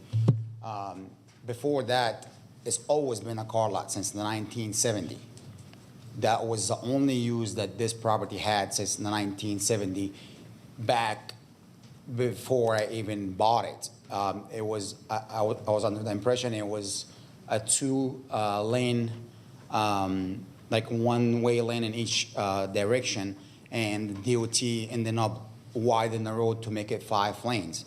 So, and I met with the guy, actually, at one point, I met with the owner that owned it since the 1970. That was like back 2013, 2014. I've operated a car business from 2012 to 2019. So I was the owner operator with the car business at that location. 2019, right before COVID, I just got tired of the car business and I couldn't do it anymore. I've been doing it since I was 18 years old. At that time, I ended up listing the property for lease through a real estate company. The real estate company brought me a tenant, 2 elderly couple, very nice. They wanted to buy the property from me. And at that point, I said, no problem, you guys can buy it. They couldn't afford to buy it because the bank asked too much down payment. So I ended up leasing the property to them for 3 years lease. They were there for 3 years from 2019 to, their lease was supposed to be expired last year around September, October. So they've been paying customer. They were basically outstanding. Every month they paid me on time. 2022, the end of 2022, they wanted to extend the lease. So we agreed on extending the lease. We signed another 3 years. Then a couple months later, they called me right before New Year. They said, John, we have to tell you something. And I was like, go ahead. They said, the owner, one of the owners, the male, ended up finding out that he has a stage 4 cancer. So basically, they said, he can no longer work. Can you let us break the lease? Is there anything that you want us to do? Like, you want us to pay anything? Or I said, just stay, do me a favor. You don't have to pay me, but just stay at the property until I find a new tenant, because I know there is a rule that says if you go without, if the business, especially for car lot, if it goes 3 months without having a license, then I would lose the grandfather in, because the property has been a grandfather in since 1970. So at that time, I put the property on the market myself, and I put a for lease sign. A couple weeks later, I get someone to rent it. So I told the previous owner, I said, I have someone to rent it. I'll give you a month to move out, take care of your stuff, until I get these people the lease, till they go and get a business license from the county.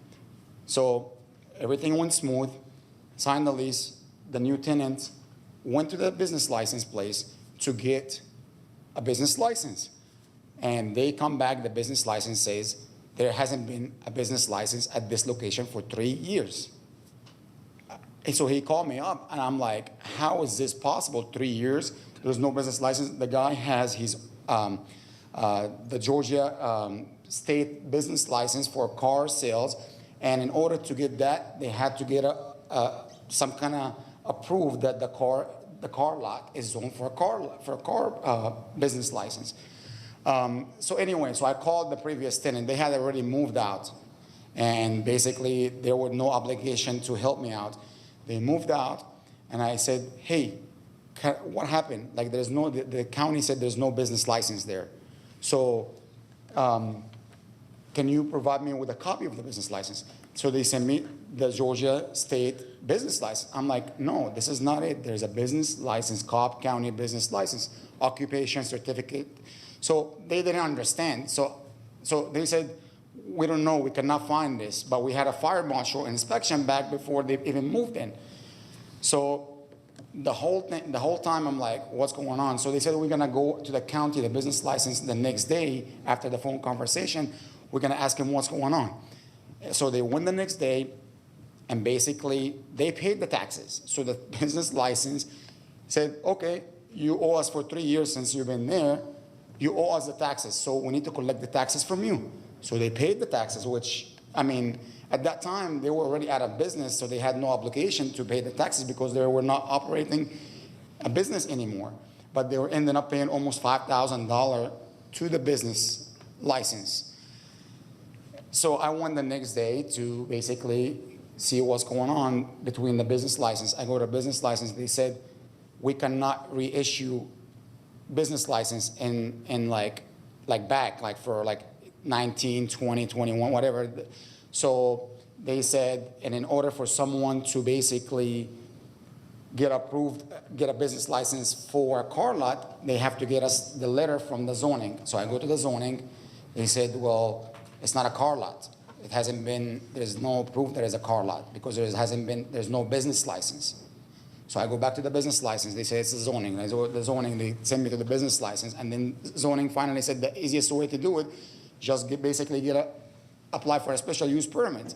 So that's why I'm here today. I mean, it's been a car lot since the 70s, before I was even here. And all the surrounding properties, basically it's in a used car lot or auto repair shop or mechanic shop. Across the street, there's a car lot. Next to me is a car lot. Behind me, there's a shop. Another transmission shop, another brake shop. So it's all used. And then across the street is a car wash, auto salvage yards. To the left, there is another mechanic repair facility. So the whole street is basically industrial car lot. I am not changing the zoning. It's already zoned for a car lot, and it meets the minimum requirement, which is required by the county, which is a 1 acre paved lot. And it's always been a car lot. So there's no, and it's a very skinny, as you can see, it's a very skinny property. It's not deep enough with a lot of frontage, but there's no way. I mean, it's always been a car lot. So I don't even know what else. And I already have a lease signed with the new tenant. I got the deposit from them. I was under the impression it's always been a car lot. The previous tenant, yes, dropped the ball, maybe. Down to 2 minutes. Yeah, the previous tenant dropped the ball because they should have followed up with the business license. But again, 3 years, not even a county code enforcement agent go there for me to know if they didn't have a business license. And I'm not trying to change anything. The DOT, I met with the DOT, I met with all the county, and they had no comments. So, I mean, they said, I'm not changing anything to the property. It's always been a car lot, and this is basically what I'm applying for. Thank you. Okay, thank you. You have a seat. We'll hear from the opposition, and then we'll likely call you back up.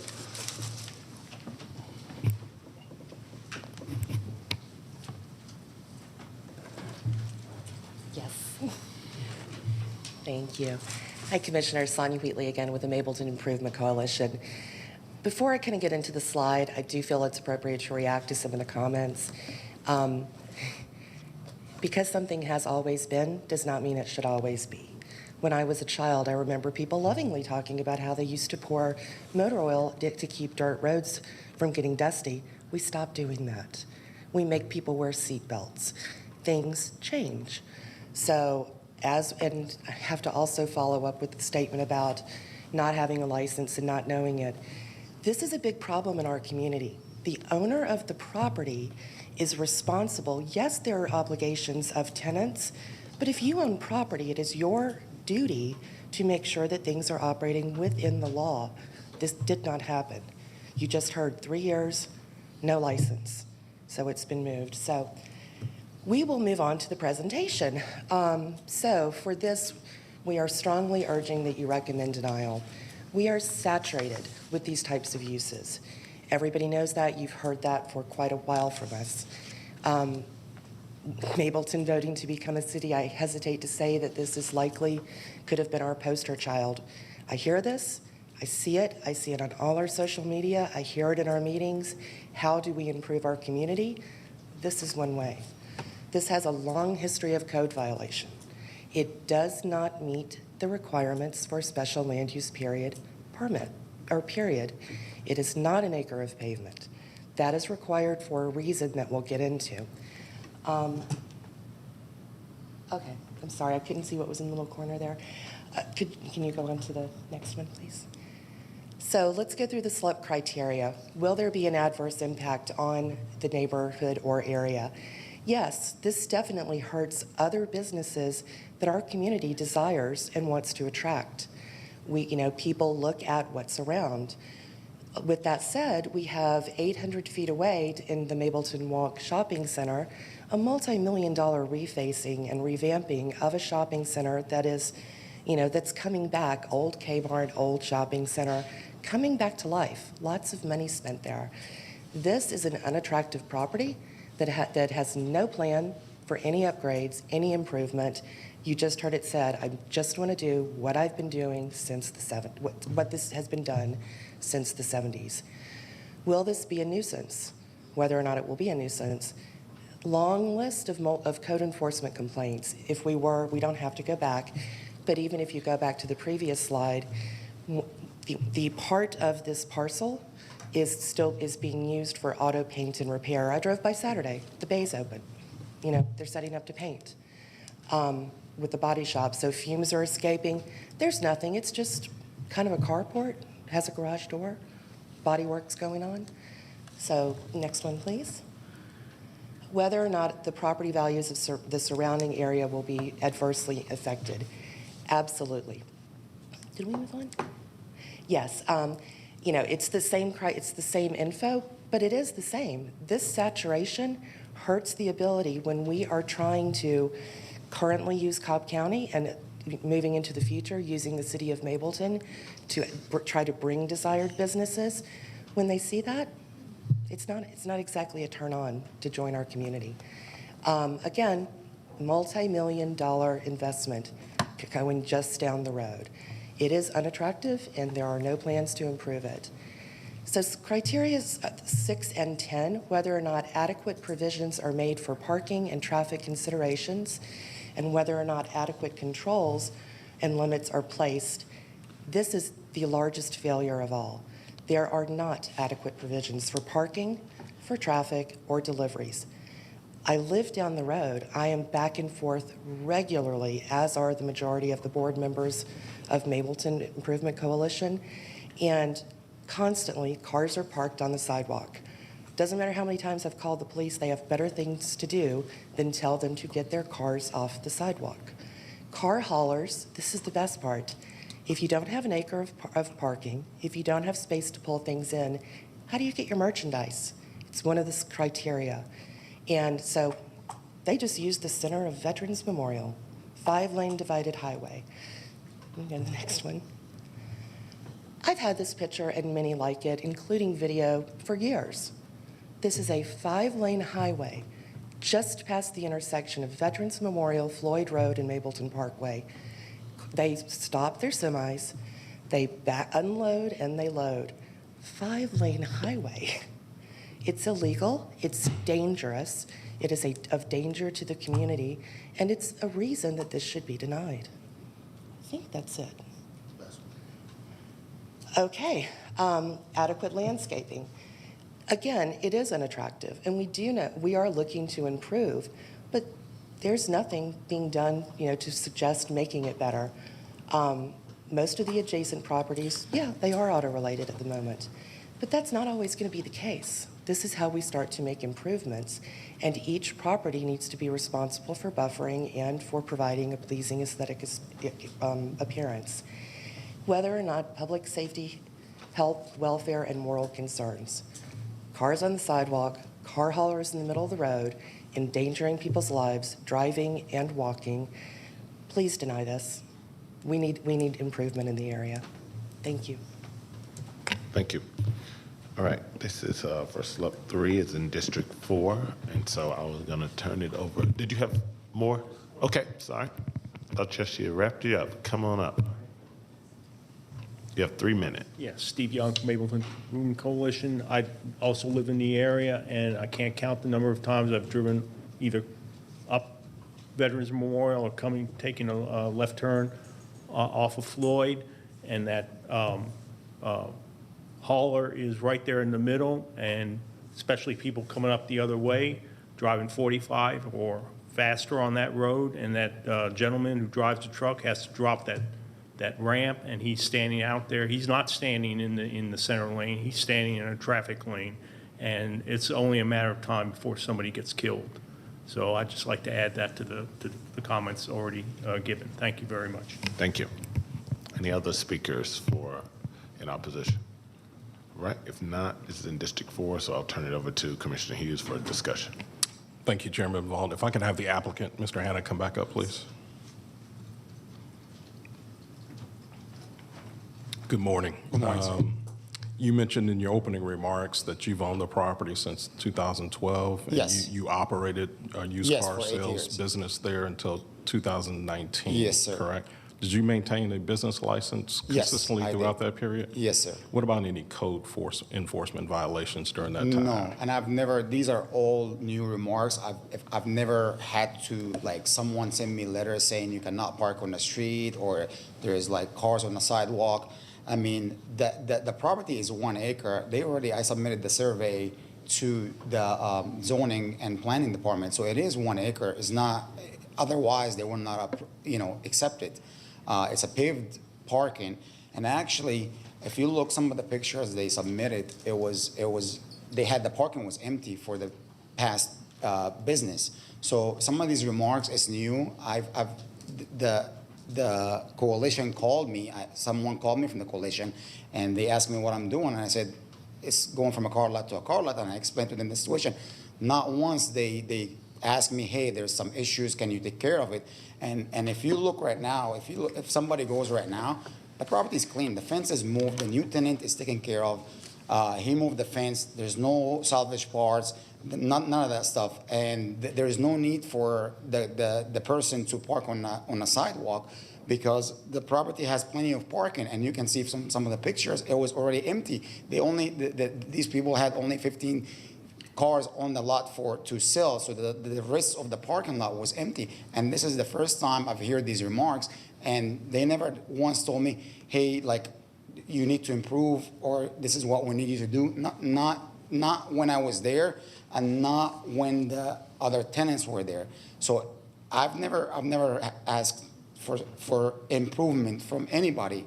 if there's anything to be improved. I even told the lady that called me from the coalition, if the haulers are on the way, I will be gladly to tell the tenants they can park it on the side street, which is in the back, which is no traffic. So, I mean, I will be gladly, I want to improve the property. I want to improve the area because that's better for my property value as well, if I want to sell it at a later date. Okay.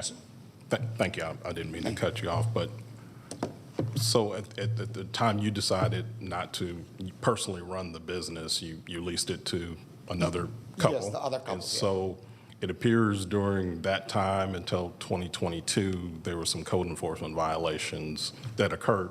And were you aware of those code violations?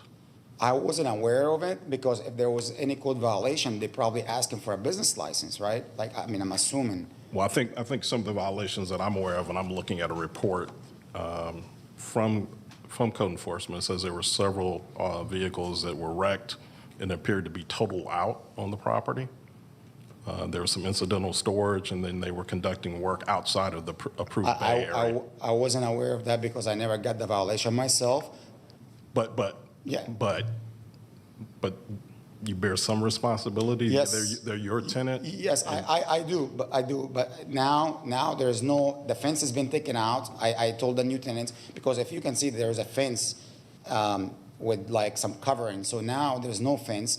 They're not allowed to do any kind of repairs outside. They're not allowed to do any salvage or anything like that, so it's only for a car sales only, and they're open from 10 to 7, and they close on Sunday, and most of their customers are coming on Saturday, and it's not like it's a used car, so it doesn't really generate any traffic. It's not like tire shops will generate more traffic, but this is a car sale, so it's barely they have people coming in and out. Most of their customers on Saturday, and the haulers, I mean, they have deliveries every once and then. But when I talked to the lady, I told her, if there's anything you want me to improve, I will gladly tell it to the tenants. I will put it in writing that they cannot do this, they cannot do this, otherwise they're going to be in violation of the lease. But they never ask me, what can we improve together? They just basically want to deny the application. So is there language in your lease that provides some operating provisions, standards for these tenants? Yes, and if you guys want me to add any more provisions, like hauler cannot park at certain times, whatever you guys need me to do, I will more than happy to do it. I mean, I'm trying to improve my property too, because at the end of the day, I wanted the value to go up, because at one time, yes, later on, maybe years from now, I want to sell it. So of course, I want the whole area to improve because it's beneficial for everybody. So I've never had that someone reach out to me and ask me, hey, we need you to do this, can you do this, can you do that? I will be more than happy to basically to do it and enforce it. If someone reach out to me and sit down and said, hey, we need to do this for you, this is what's going on, I would gladly do it. Like, I'm not opposing to this, but nobody gave me a solution. But now they just want me to, they want to deny my application without reaching out to me and saying, this is what we need from you. Okay, thank you. Does that make sense? I got you. Thank you, I appreciate it. Okay, thanks. Any other questions? Any other questions for the applicant? No, you can have a seat. Thanks. Thank you, sir. If I could have someone from code enforcement pop up.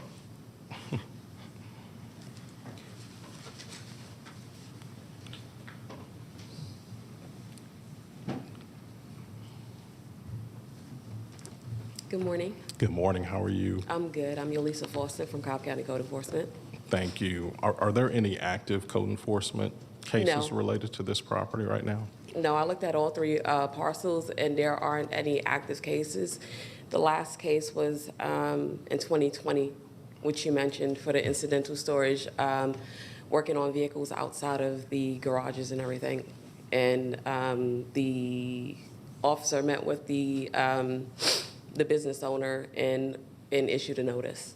Okay, all right. Are there any questions for code enforcement? Okay, thank you. Thank you. Thank you. If I could have the opposition come back up.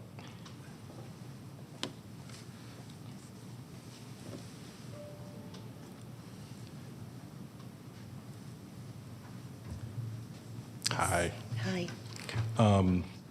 listening to code enforcement, listening to the applicant mentioned that someone from MEC had reached out to him. Are you aware of?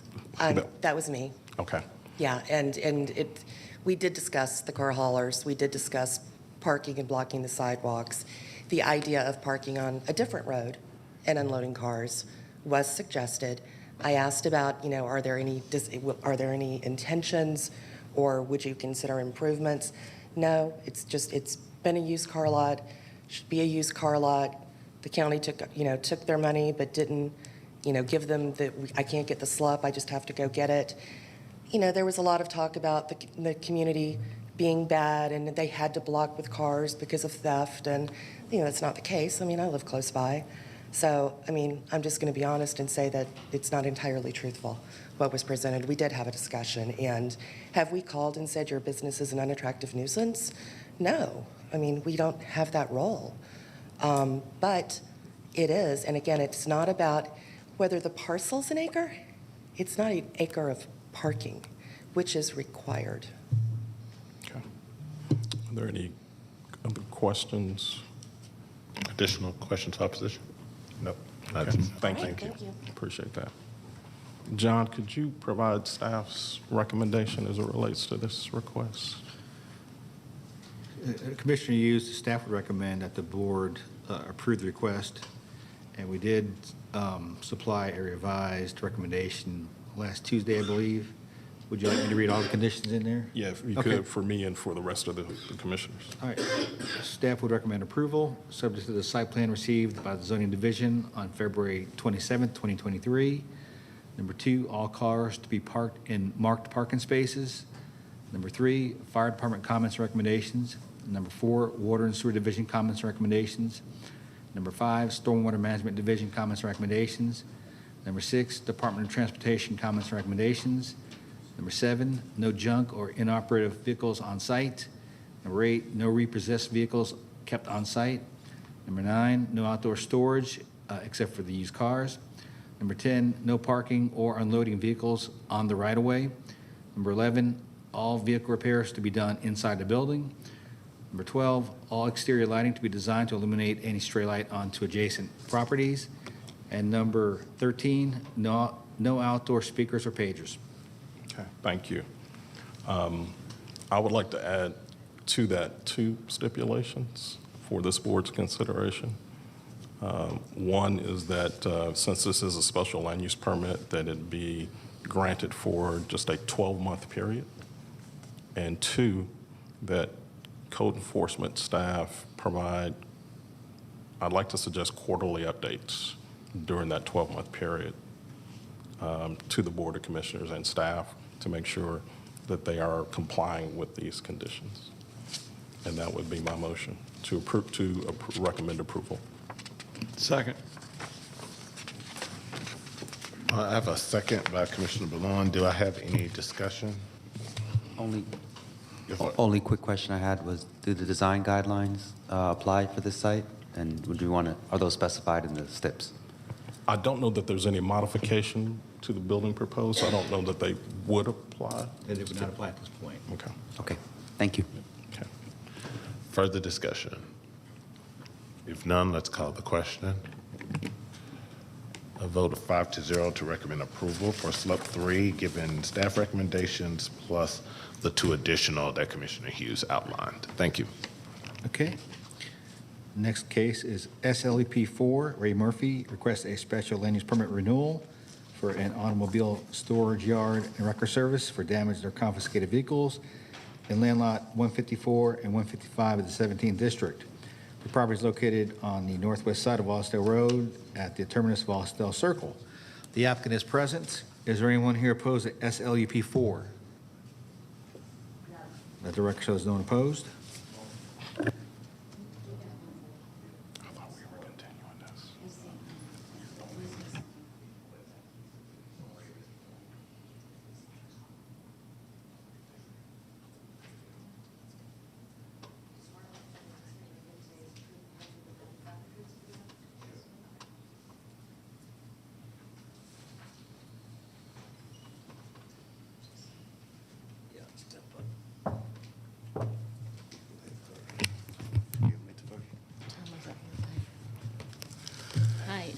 Hey, good morning. This is my dad, Ray Murphy. He's going to speak first, please. All right, I'm sure you've heard my name several times in Cobb County. I've been here 50 years, in business, 50 years. And I have had several businesses, and I've got a real problem with what I have left. They about run me out of this county. As a matter of fact, I'm gone, but I've still got my properties. And I think, in a sense, I hate to say this, but I think that I am being picked on by a lot of people. And I don't know why. I've always done what I'm supposed to do. I've done right by everything. I've paid $40,000, $50,000 tax every year. I have came from poor to where I am, which is not rich, but in line, you know. But I think, again, that I have been picked on for the last 4 or 5 years because I don't know what.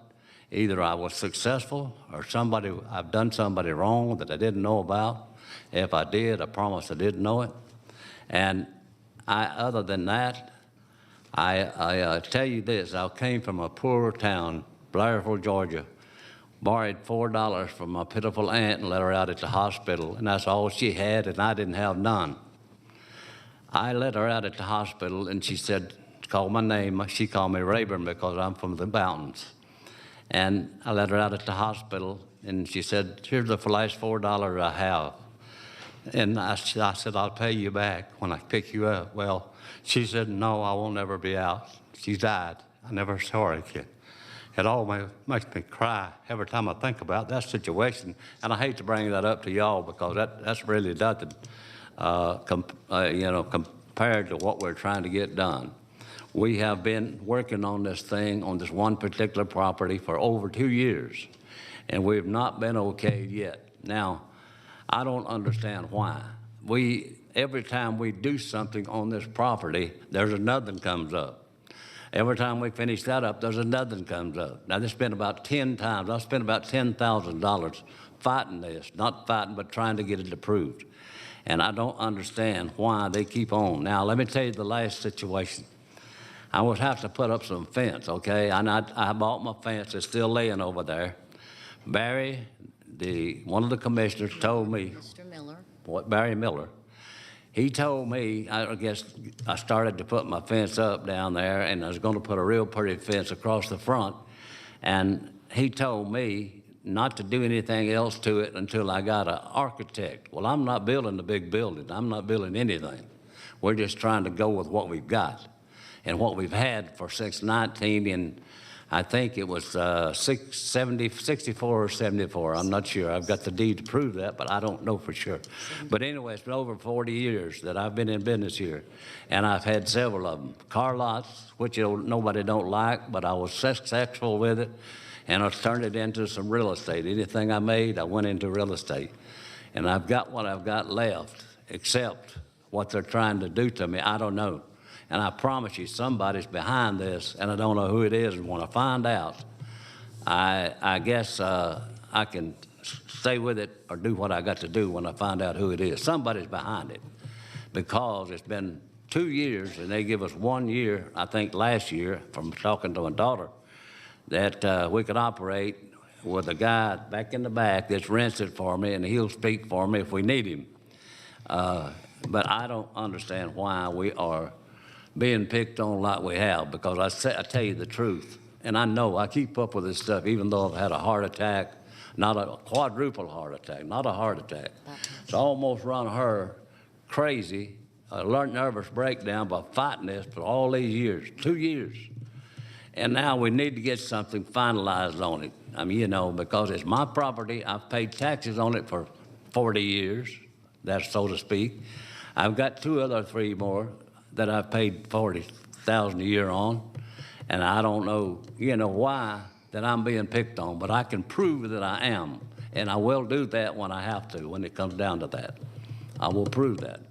So, I guess that's about all I need to say, because you understand that I'm a businessman. I've been out, been sick while she's been up here trying to run this, and I'm ready to fight now. Whatever it takes, I get it.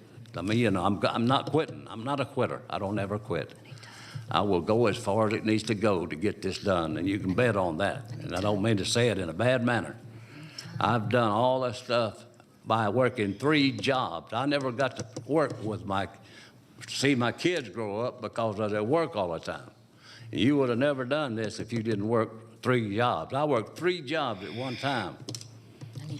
So anyway, that's about all I need to say, but I'm not a quitter, and I'll never quit. So I don't know what y'all think about it and don't really care. I'm never quitting. It's going as far as it needs to go, both ways. And I've got my daughter here that's all, like I say again, one time, about running her crazy, nervous breakdown almost. I've got a renter back here that if you need to ask him anything, he'll go ahead and talk with you if you need to. But I'm going to quit right here, and she can take over. So remember my name, Ray Murphy. I know I've been here 50 years. Everybody's probably heard my name by now. And I'm going to quit right now. And if you need to ask me any questions, I will answer them before I step down. You can't right now. I have to go. Okay, my name's Vicki Murphy Norris, and I'm representing my dad, Ray Murphy. We've been through a lot of different things. Code enforcement has been the primary concern with every single thing that I come across with this particular property. Rezoning and then the SLUP. SLUP was granted for 12 months with certain things for me to get done during that time frame for stipulations.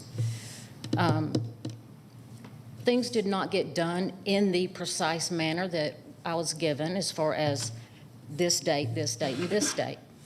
I have no excuses other than when you have an immediate family member, whether it be me, my dad, or my son, or my mom, or my other son, those things take priority over those specific deadlines. I have been told I took too much lag time in between what I was supposed to submit. I don't have much time, but Daddy and I have bullet points that we reviewed yesterday. I'm just going to go through a few of them. Of course, you know, my application hasn't been simple since day one. It's been very intimidating. Every time I come up here, I feel like I am in the middle of a fight, trying to get done what we need done. Code enforcement, yes, it's been an issue. We have worked and worked and worked with that. It's a very big lot. We cannot asphalt or do a hardened surface with one of the stipulations on a huge lot. It's 2 acres. I'm just going to read some bullet points before I get into just emotional. In the beginning, code enforcement was very, very, very frequent. They documented every bit of our improvements. We did what we could, getting the lot clear, getting it clean, running cars through the magistrate's office. You're down to 2 minutes. Okay. Bottom line is, I'm glad I didn't get the continuance because I need to say what I need to say today, and then hopefully I can come back and bring more information if I need more time. Dad feels like he has been targeting, and I can show you the reason we feel like we've been targeted is because we have information from code enforcement that says get Ray Murphy's cars out of Cobb County. I have it in a voice recording, and I have it in writing on many of the different code violations that have been documented. Now, if you don't feel like you're targeted when your name is brought up over and over and over, I can deal with all those code enforcement issues. Put my name on there. Don't target my daddy. I asked if I could do an other business item in regards to the overburdensome stipulations that were placed on me. And okay, I'm getting to that. Hold 1 second.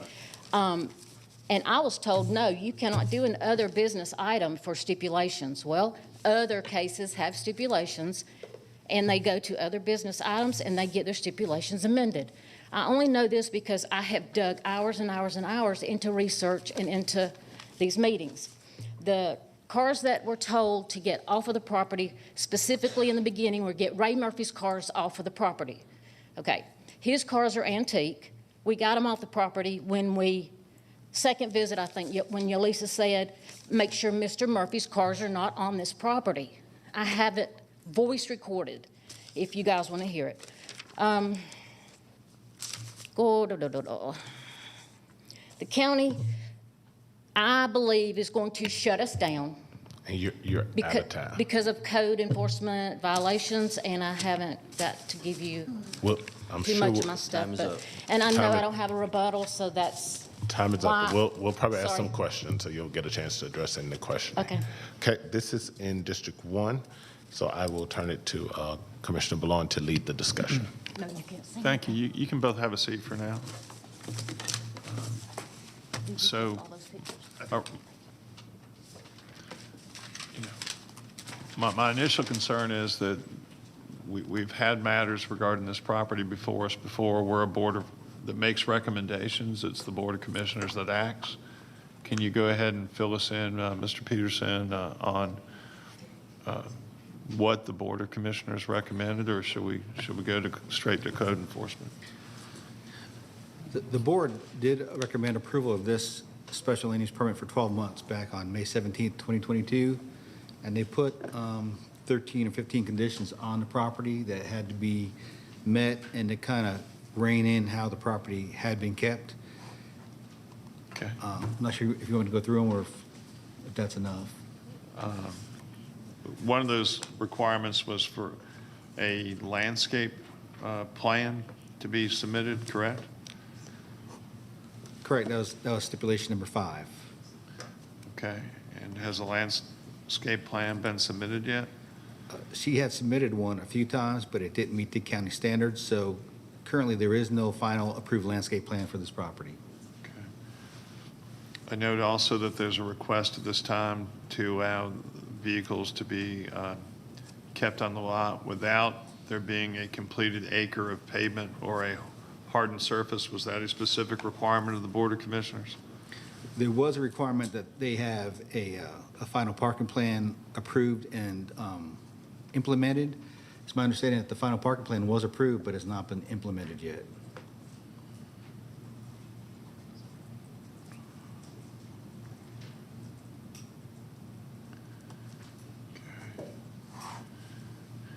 And they ask now to allow 6-foot privacy fencing as a buffer to surround the property. Can you comment on prior fencing requirements? Well, they were required to submit a final landscape plan to the district commissioner for approval, which could be a combination of fencing, landscaping, and other plantings, and that was never done. And, you know, a 6-foot fence is not really meant to be a 20-foot buffer.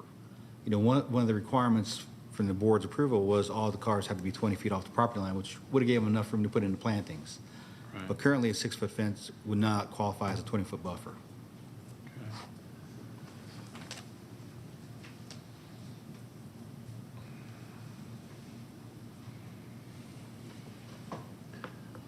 Was there a specific requirement, though, that they replace any portion of the fence, particularly that along Austell Road?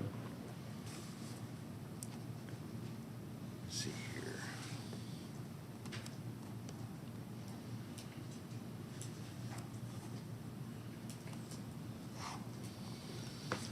I don't see that specifically mentioned in here. It just says that the buffering could be a combination of fencing. Okay. Mr. Chair, let me offer you or my fellow board members the opportunity if they have questions of Mr. Peterson or staff. I definitely have questions around code enforcement, but just for, let me open it up. Anybody have questions for Mr. Peterson at this time, or staff? John, because of their presentation being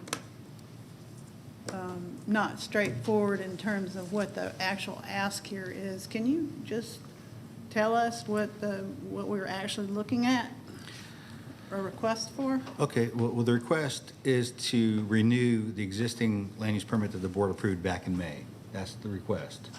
And they want it approved subject to the 6-foot fencing to be the landscape plan for the entire property. It's my understanding that they want to include plantings that are off the property in their landscape plan. And I'm not sure if they want to increase the number of cars or not. We never got into that. But the property was limited to 150 cars, and I believe there's a lot more than that currently on the property. So were there discussions that the applicant had with staff before this presentation today? The applicant has talked to Jeannie Payton a couple of times beforehand. And, you know, the applicant has been in contact with Jeannie and code enforcement since the board approved this back in May. What's the nature of those? Mainly had to do with getting the landscape plan approved, reviewed and approved. And every time they submitted a landscape plan, it did not meet the county's standards for how a landscape plan is supposed to look and who does the landscape plan. Okay, anything else? That's it as far as I can recall at this point in time. So what are the primary deficiencies, if there are any, with respect to their compliance? Okay, well, there's three main things, Commissioner Dance. You know, number one, the final parking plan was approved, but it was never put in place. Number two, the final landscape plan was never reviewed and approved, so that's outstanding. And number three, they were required to have a maximum of 150 cars on the property, and there's more than that. How many are there now? I think code enforcement can talk to that, the number. Okay. And does code enforcement also have records of what the reduction has been over time? They do have records of how many cars have been removed when this application was pending last year. I'm not sure if they have anything that's current. Okay. So the second item was the landscape plan, the third item was the removal of cars, and what was the first one? The final parking plan to be approved and implemented. And I mean, am I understanding correctly that that includes some paving? Correct. And the applicant would like to replace the paving with millings, What is that? with asphalt millings. Okay. And that is appropriate or inappropriate? It's supposed to be a hardened and treated surface, so if the asphalt millings are treated with a tar-like substance and they get held together, then that might work, but it's not what they've done as far as I know. Oh, has some millings work been done, is that? I believe they've put some millings onto the property. Okay, thank you. Any further questions for John or other staff? Not, I can turn it back to you. Before I do turn to them, can you just give me staff's recommendation at this time as to what we should do? Staff's recommendation is to deny the application.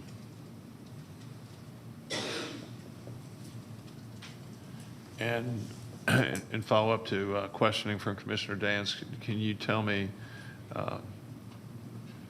did they ever use a registered landscape architect to prepare a plan? No.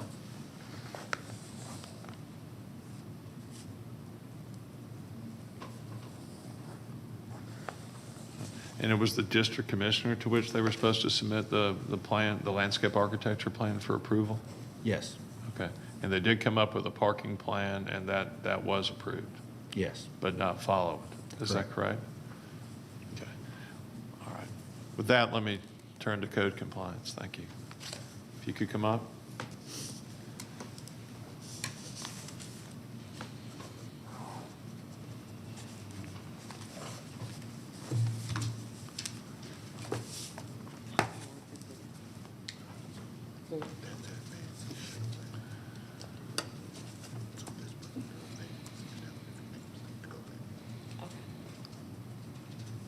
Hi, good morning once again. My name is Yolisa Forster from Cobb County Code Enforcement. Before I get started into my presentation, to answer the question, in order for you to have auto storage, you have to have a special land use permit. And the owner of the property should not have their vehicles stored at that property. His vehicles was in junk condition, and he was advised to remove about 15 or 18 of his junk vehicles from the property, since that is not his business and he did not have a slut for auto storage. Now, before I get into my presentation, the history of the property has really been in violation since 2015, and they lost grandfathering because there was no business license at the property from 2011 through 2015. And what they did was they renewed their business license for 2016 through 2021. They renewed that in 2022. So this this business has been sitting here this whole time without no license, operating in the county without no license at all. And also prior, we've had instances to where we had to cite the property owner and the business owner, and they did not make no effort to start cleaning the property since that business has been there in 15 until 2021 when the when the rezoning and the SLUP was applied for. So that's the history up until current. I did inspect the property last week, Monday, and just to check progress before we came here today. And at first, when we first started in 21 with the SLUP, they were making a lot of progress, keeping the property clean and everything. Since then, there has been a big change. We've gotten letters of complaints that have been forwarded to the board in regards to how atrocious the property is, the view of everything. It's just, the property's not being maintained. And it went from being clean to being maintained to something else. Before, in passing, we were monitoring periodically, but due to the board giving them a year, they had time to get things done. And their year is up on May 17th, and the big things are not done at all.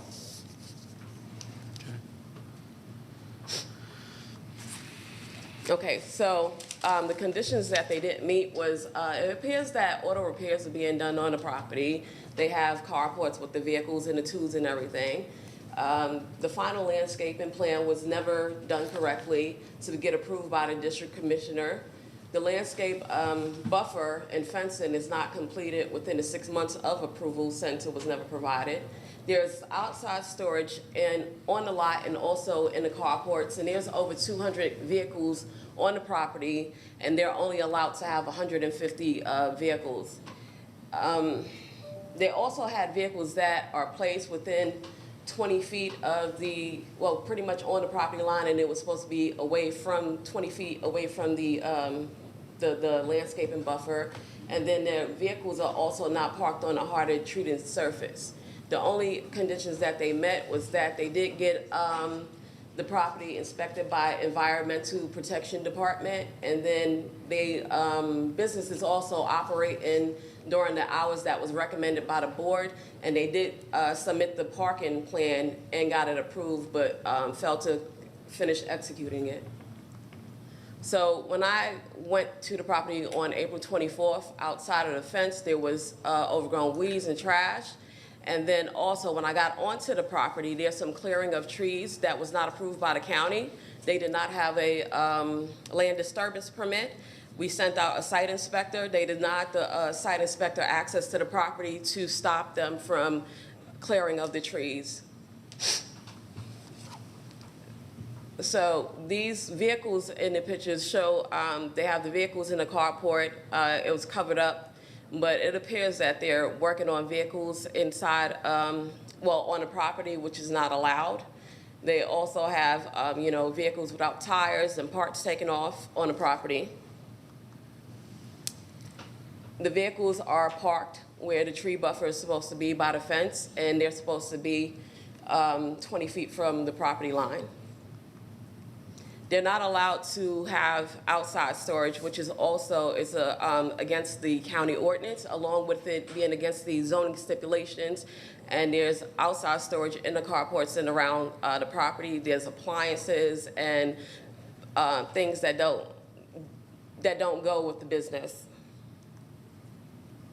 They're still in violation of parking standards.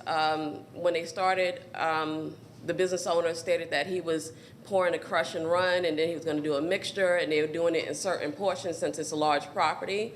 It hasn't been completed, and the line parking, the line parking is not there as well.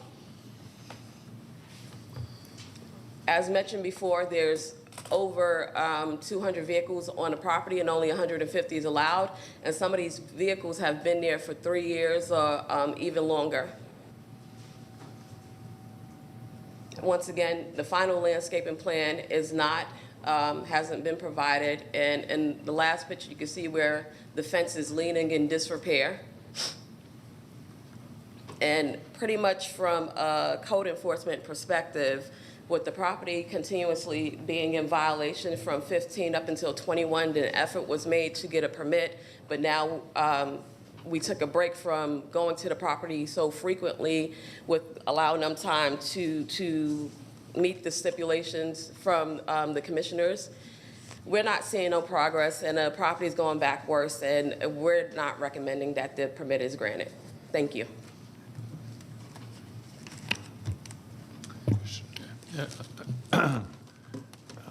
Pass zoning or code enforcement back to you, Mr. Chair, in case you or any of the other commissioners has any questions. Yeah, well, let me open it up first. Any questions? No. Can we, well, let me ask just a general question. I was going to ask for the presentation, but just in a general question. This was from last week, correct? You said your last Yes, inspection? on April 24th. And what's been the frequency that you guys have been going out to the property just to gauge the? So now Officer Miller is going once or twice a month. Before, when it was pending the SLUP, we were going weekly. We were on that property frequently, walking the property and checking for progress and giving them advice. Okay, we passed this step. This is the next step. But our major, the major stipulations that were supposed to be met were not met at all. We stopped because we know that these stipulations take time for them to get plants installed, get the fence installed, but first they have to provide a plan for the district commissioner to approve. Got it. And have there been, beyond those original things set that haven't been done yet, and in your new inspections, I guess I'm trying to ask, have you had additional conversations with the applicant in terms of additional recommendations, or has there been any communication there? Officer Miller has done the inspections and spoke with Mr. Murphy. He's been in contact, and he was the one. I advised him that Mr. Murphy kept telling him each week that the following week, and it just kept going on for over a month that he was going to install this fence. That never happened. And I explained to the officer, we went over the stipulations, that he's not allowed to put up that fence or plant any trees until the plan is approved by the district commissioner. Got it. Thank you. Any additional question? Code enforcement. All right. Thank you. Thank you. Turn it back to you, Commissioner Below. Thank you, Mr. Chair. So before I offer any recommendation, I have to, I hate the idea of shutting down a business, but by the same token, I understand the Board of Commissioners of this county sets policy for the county and speaks for this county and has made a decision. And what I sense is in certain respects, some level of compliance with that plan. In other respects, a failure to comply with that plan. I note that there was a deadline that is not yet passed by which certain things could be taken or certain things could be done or were to be accomplished. And that deadline's in the month of May. I open this up before I offer any recommendation. Offer this up to you and my fellow commissioners for thoughts as to whether we should continue to try to pursue some sort of plan and require a professional landscape plan in compliance with the Board of Commissioners requirements by a date certain, or simply move forward with denial. Open that up for comment. In light of the fact that this is on a busy road and a lot of people drive down this road and see this thing, and it's very proximate to District 4, so I welcome all those comments. Commissioner Dance?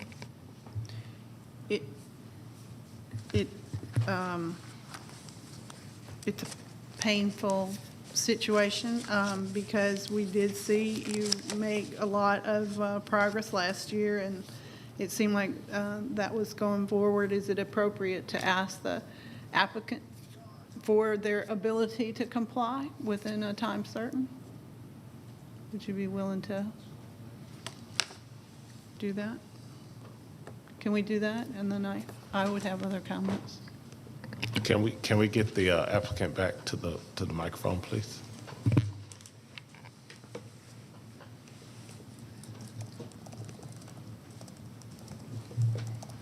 You want to talk first?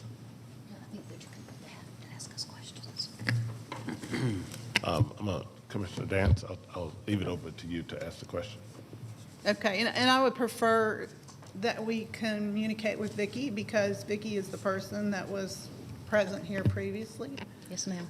And because you seem to have information about actual operations of the business. And we don't need to engage in any name calling or accusations I that understand. somebody's out after anybody. But, I mean, so you've heard these deficits, and I mean, and you know what the plan was, and you know what the requirements were. You know, do you have some hardship? No, ma'am. I have notes from code enforcement in regards to how we were proceeding. I was told by code enforcement, do not dare remove any of your trees that don't need to be removed. Those dead ones, you need to remove quickly. We did. And now code enforcement from someone else has documented we should have never done that. Barry Miller met with us 2 or 3 weeks ago, told me to get an arborist after I had already been told to get a professional landscaper. Then I was told to get a certified arborist. Now, it's very confusing because code enforcement tells us certain things. That's why I print it all out. The certified arborist that we met out there last week was advised not to proceed, to wait on this hearing, not to proceed with giving me a quote and making my drawing. Was advised by yourself or whom? The young lady that met me out there to do the drawing for me, she called the county, and the county told her to hold off Okay, well, on let that me- till after this. Okay. But one other thing about the parking plan, and we are working on it. Those parking plans there. That's a plan? Is that a No, plan? that's somebody else's property that just got rezoned with a SLUP and no parking plan. Here's. Well, okay, I'm not. Okay, I understand, but I'm just trying to make my point that I did submit very detailed information, very detailed. And when I was told I needed an architect a couple weeks ago, we don't want to do a building. We don't want to change anything. And the certified arborist that was out there, evidently, she was told not to proceed. I did send in information regarding the bushes, the trees, the fencing, everything that I thought would be appropriate.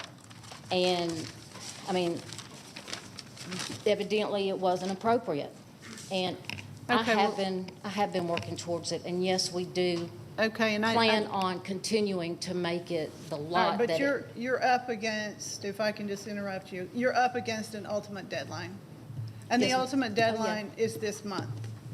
Are you going to make it with respect to a final parking plan and pavement? Are you going to make it with respect to landscaping? Are you going to make it with respect to the removal of the cars?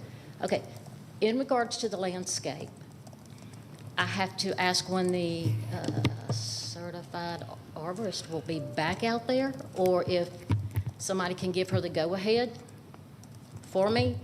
The parking is being filled in with millings. The millings melt with the sun and make your hardened surface. About half of it done.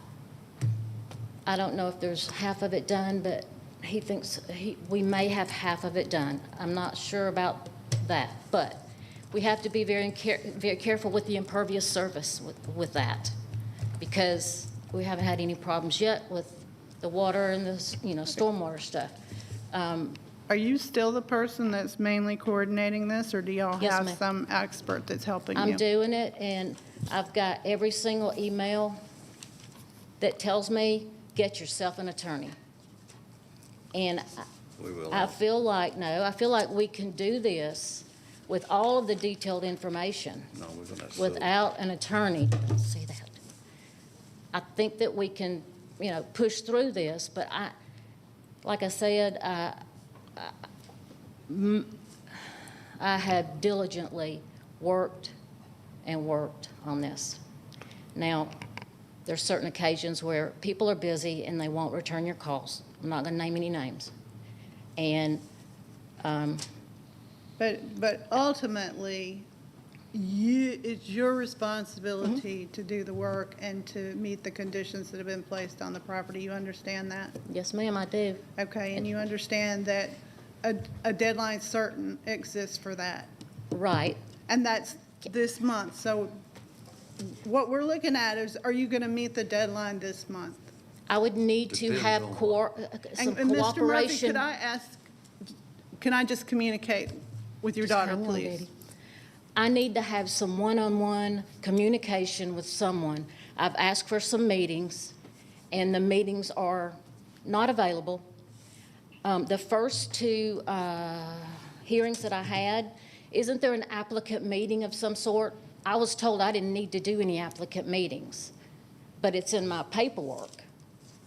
And there's just certain things that I need to get with staff on personally, one-to-one, and just jot down some things that we're concerned about, because at this point, professional landscaper, arborist, architect, I know, do that.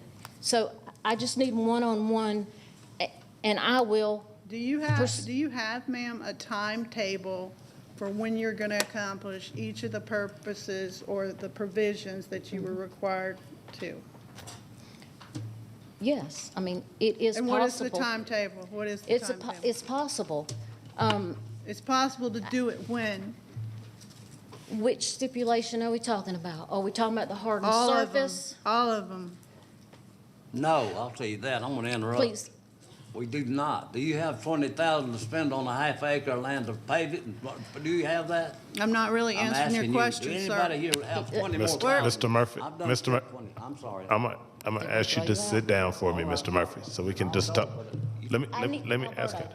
Can I get the tenant to come and address the hardened surface that we're talking about? Because he's the one that's helping coordinate it, coming in, rolling it out into different. Is he going to be able to address So- the plan and the time frame in which it can be accomplished? How much time do you want Yes, to give? if I can meet with someone No. individually.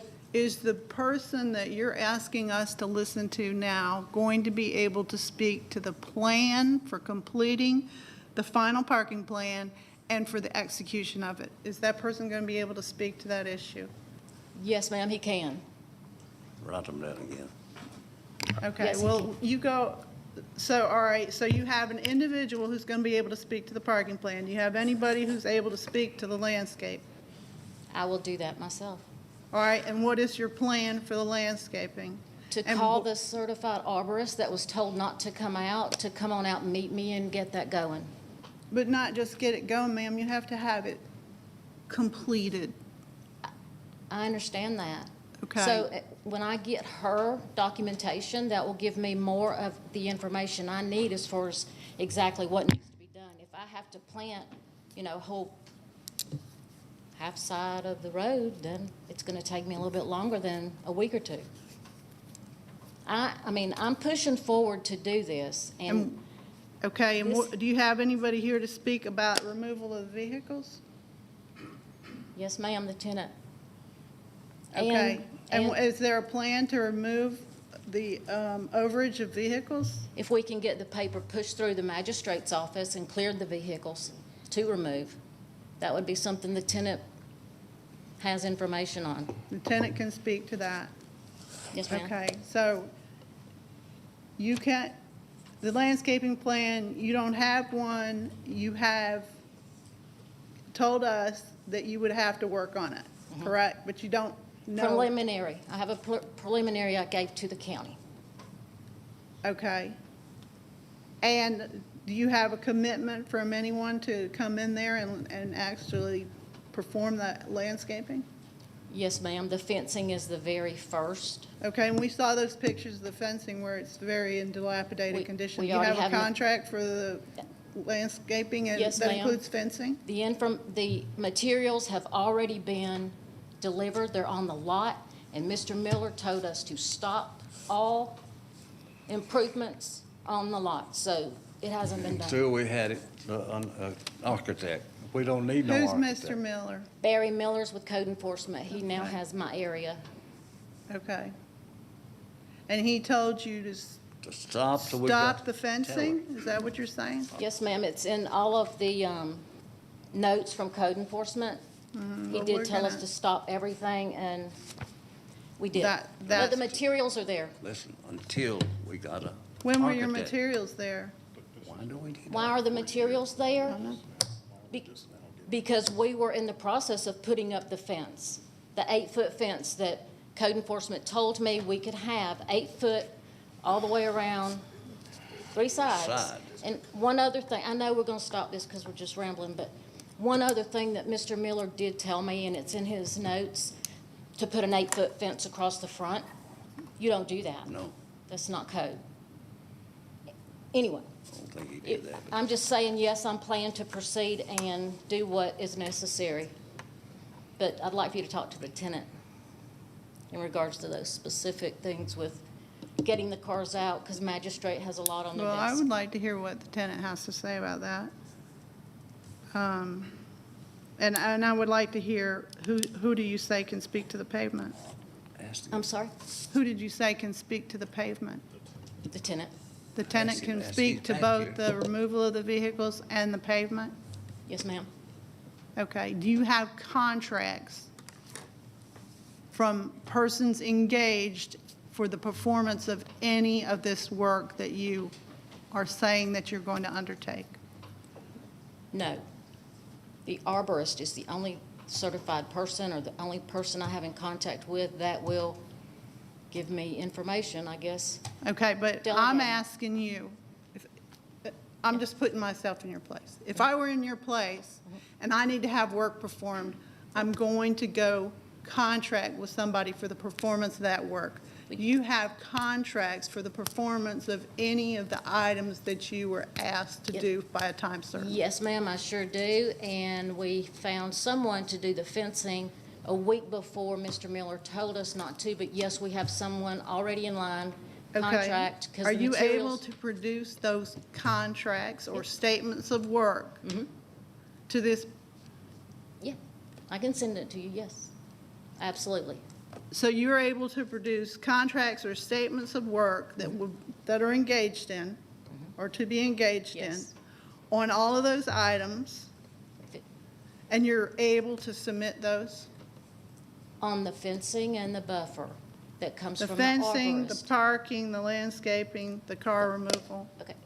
I Any would of have those to get a things? contract with a tenant for the hardened surface and the Okay, removal of the you're vehicle. able, though, because of the negotiations or the conversation you've had, you're able to produce contracts for specific work that would show compliance with the requirements that have been put upon you by the Board of Commissioners? Yes, ma'am. Absolutely. Okay, by a time certain. When could you produce that? I can produce that, this is May 2nd, I can produce that by May the 30th. Well, your time's up before May 30th. I understand that, and that's why I tried to have a discussion So are with- you able to produce that in a week? In a week? Yep. If that's what you require, I will do my best to get that accomplished. There's no way. But you want me to put up a fence that's gonna be about $20,000 in a week, basically. There's no way. We're just gonna take it further. There's no way. I mean, Let me speak, please. No, please, sir. You What? can't. They're Oh, gonna- I don't like the way you're talking Can anyway, you- ma'am. can- I'm very can, sorry. If you want. point of Sir, order, no, Chairman, sir. point of Sir, Mr. Murphy, yeah. Go. I'm gonna need you to step down. I'm gonna need you to step down. Okay, can we get can we get the applicant up here so we can answer those questions? Do you want the applicant? or not? I mean, the tenant. Tenant. Alberto.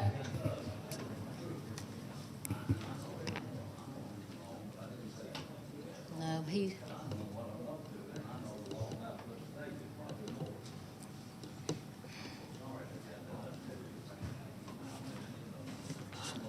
Can we take that discussion outside, please? Thank you. All right, if you could state your name for the record, Yeah, please. my name is Alberto Moretz. I'm the owner of American Eagle Towing. Okay, and so you've been involved in these transactions? Correct. Okay, do you understand what the requirements of the Board of Commissioners were? Yes, I do. Okay. And so are you working with Ms. Vicky on these issues? Yeah, it's the first time I come to a meeting like this. I wasn't, I wasn't aware of the whole, I was aware of what needs to be done, but I didn't have a deadline, basically, on all this. Or you didn't understand the deadline? What's that? You didn't understand the deadline, or? Well, I didn't know that we have a deadline Right. set. We do have 280 cars in the lot. We have 280? 280. Mhm. And we do have 100 cars ready to get out, pretty much moving out of the property. I would pretty soon make sure that all these vehicles, they'll be removed from the lot with, I mean, I can do that within 2 weeks.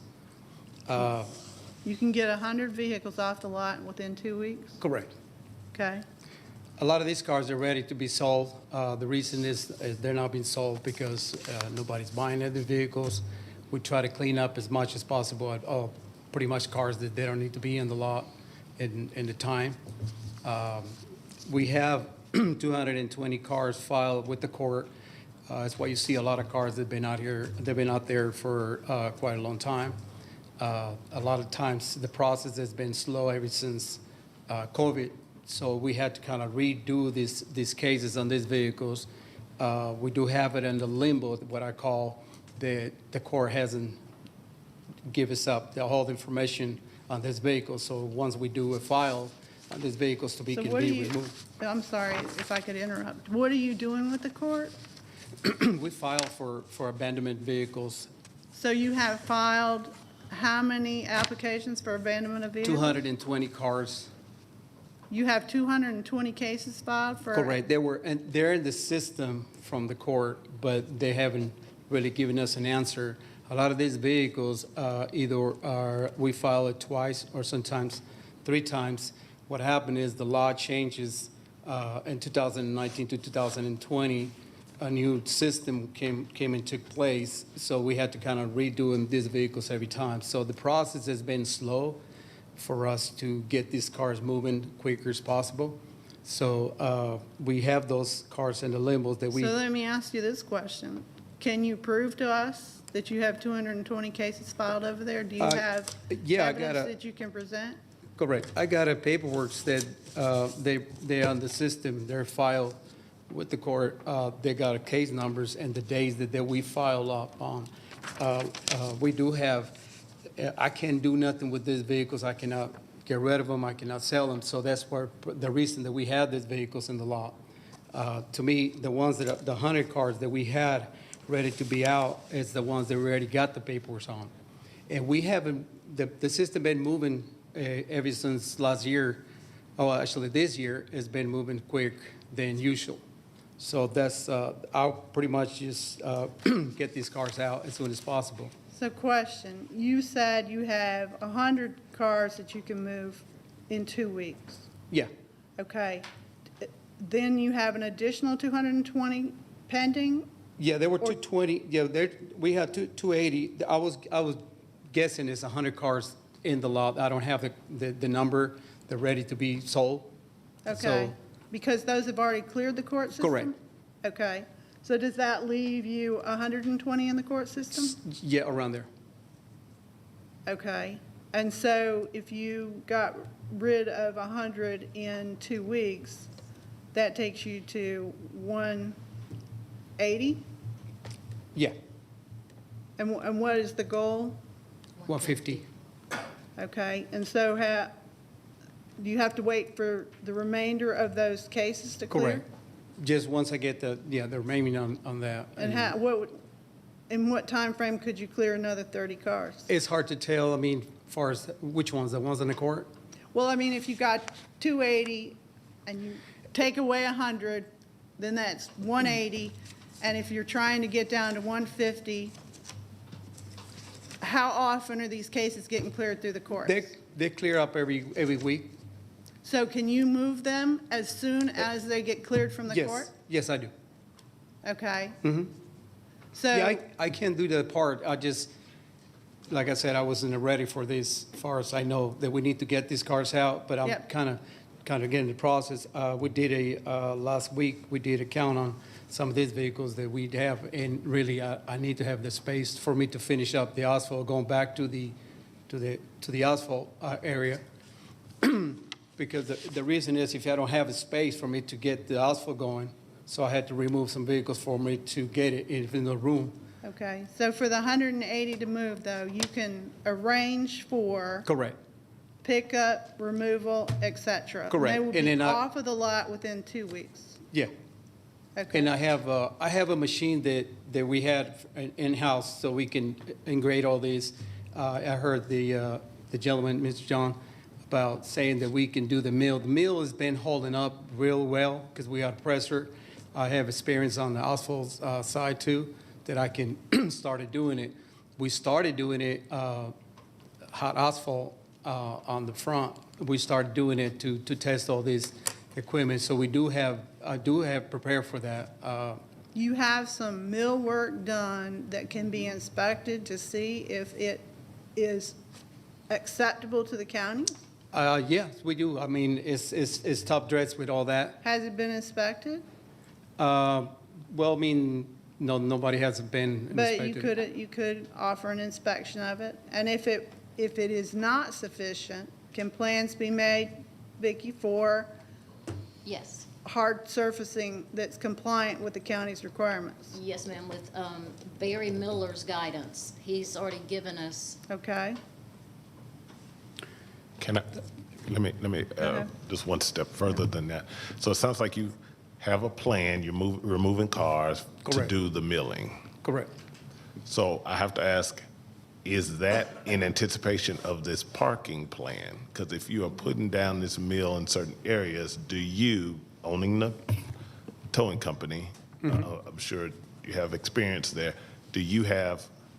are you assisting with the parking plan? Because Correct. based on where you're putting the milling. So is Correct. that something that can be deliverable to the county? Do y'all have?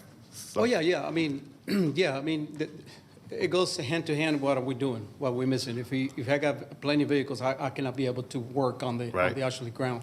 So once for me to remove these vehicles, I can be able to work on the ground at the same time. Okay. Is that what you're engaging in doing? Yeah. Are you undertaking to do the paving in whatever form or fashion is required? Correct. Okay. Are you responsible for that Oh, yeah. as the tenant? Yeah, I mean, I started doing it. It's been a while. I haven't done it the whole full force because the space. That's the whole thing. Uh-huh. Is that a condition of your tenancy, or are you Well, I mean, contracting separately? I'm doing it because I run the business. I don't want to get another business. I'm a single parent. I'm trying to get my best. I got my son working with me also, so it's pretty much family business.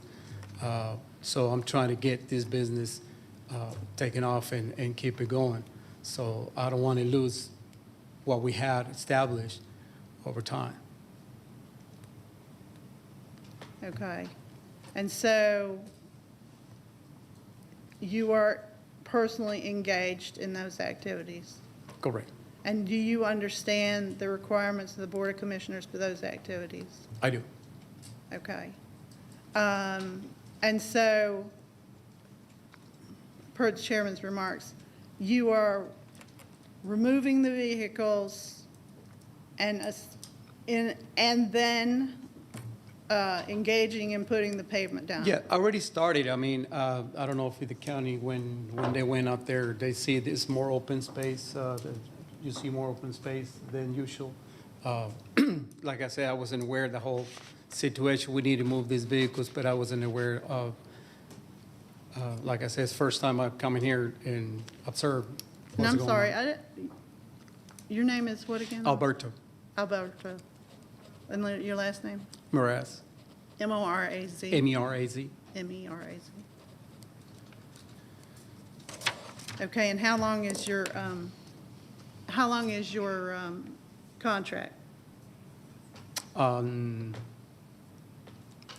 Well, I got the contract for 5 years. Okay. Yeah. Yeah. Commissioner Anderson? I just had a question. I think last time we were in, so you sound like you just need to basically, when space comes available, that's when you can do repaving, right?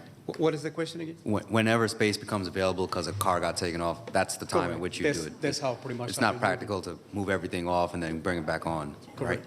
But, so, I think last time you were able to kind of, I think I looked at my notes from our last meeting a year ago, and you're able to kind of, we had the same situation where you're able to kind of move, I think code enforcement noted that you'd move very quickly, 70 cars off the property, and there was a big backlog at the magistrate office. But then we're back here where now there more than that has been replaced. So I guess my worry is that you remove 100, Well, the day business- after it's approved, Correct. those 100 come back because they were kind of put to a temporary location or something. And so I'm just wondering, if you know that you got to make these changes, what flexibility do you have to say, okay, let me keep running this, but let me put a cap on the amount of cars that I'm taking in, Well, so that I can actually execute on. I And- understand and that's a business loss, but that's also something that allows you to make the changes. and it goes hand to hand with what we're doing. We might take out 15 cars, but we bring in 25. So, because that's the scenario of the business. We have a lot of contracts with the apartment complex and shopping centers, so it's kind of hard for us to tell we're not picking anything up. So we just getting calls, and the core enforcement, as they know, they go to apartment complex, so the apartment complex got fined, so they got to remove these vehicles because they're not drivable or any other reasons. So that's what the process is kind of hand to hand from the beginning to the end. Right, but are there opportunities for you? I understand that that's kind of your contract, but I imagine I don't know what your contract is with the shopping centers and these other institutions, but if that contract is causing you to kind of violate a code or a provision or a capacity limit, it almost feels like there's two solutions. One is partner with some groups to provide some excess capacity overflow, because it seems like it's a recurring issue with the overflow, at least on a temporary basis. But that's not a decision for us. That's just more of a, we clearly, there's clearly the ability to kind of move quickly to get stuff off. It's less of an ability to keep stuff off. And so that's, I think, probably sounds like an ongoing problem and something that I think would need to be addressed or thought through a little bit more as a business operation matter. Well, I mean, we just don't take any vehicles, and we can go ahead and keep it moving. So that's true. It just for us hard to not to comply with their client and the contracts. So it's kind of like goes hand to hand. But if we try to get these cars out and try to move on forward, I would have to just either way take the losses on the contracts, and they're going to find another towing company. I just want to make sure that we get this right. All right. Thank you. Let me, unless there are any more questions, I'm gonna have you have further questions? I'll have you guys take a seat. I think the original question from Commissioner Boulogne to us was, where do we want to go with this? This is a sub renewal. It's either renew or not, right? And so the line of questioning really was around the ability to meet the current deadline as per the last time the applicant was in front of us. And so I just want to refocus us that way and turn it back to Commissioner Boulogne to. Thank you, Mr. Chair. And John, typically in my understanding, would the county, well, let me just ask as a question, would the county arborist typically come up with a landscape plan for an individual? No, it's their job to hire a professional to do the plan, and then our county arborist or county landscape architect will review it and approve it. All right, so we should require them to hire a professional landscape architect and submit us a plan before the next meeting if we're going to hold this then. Would that be prudent? That would be prudent. Okay. And would the code compliance folks, would you be able to go back out there and look within, say, 4 days before our June meeting, if we held this for 1 month and report back on progress? Would that be possible? If they cooperate, because when our site guy went, I'm sorry. Yeah, we just got to get you on the mic. Sorry about that. I can do that, but if they cooperate, when we sent the site inspector due to the lack of the land disturbance permit, he was denied access. So if they're under understanding that we have to come out and inspect the property and we need access on to get pictures and everything, we definitely can come out. Okay. Okay. And do you have any drones by any chance where you could? We did that last year with Commissioner Gamble and everything, but we do not have drones, but we had to work with, I think, the fire marshal in order to get it done, but we definitely don't have it. Okay. Thank you. Thank you. All right. Well, my motion would be that we hold this for 1 month till our June calendar, and with direction to the applicant to submit a landscape plan in compliance with the Board of Commissioners requirements, and that they do so in advance of that June meeting. And additionally, that they reduce by at least 100 the number of cars they have on the site, and that they submit a parking plan in advance of that meeting, preferably in advance of our work session. Okay? So that would be my motion at this time. And I will say, the reason for my motion is that, notwithstanding what I perceived as a number of unfortunate comments from Mr. Murphy, that I'm concerned that it's Mr. Alberto, was it Morass? I'm more concerned about his business, and I'm hopeful that you will work closely in that time period to show substantial progress and compliance.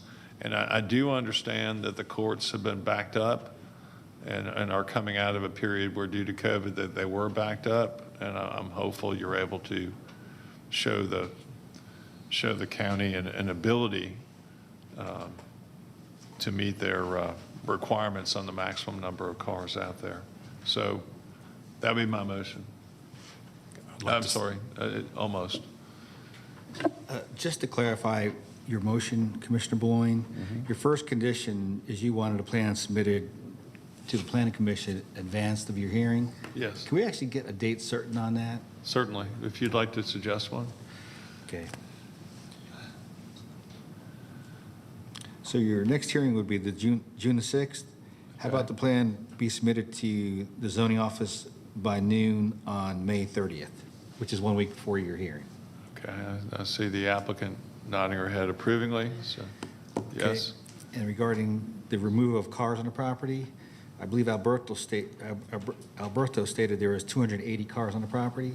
So let's use that as our beginning point. So it's got to be 100 off that. So maximum 180 in a month.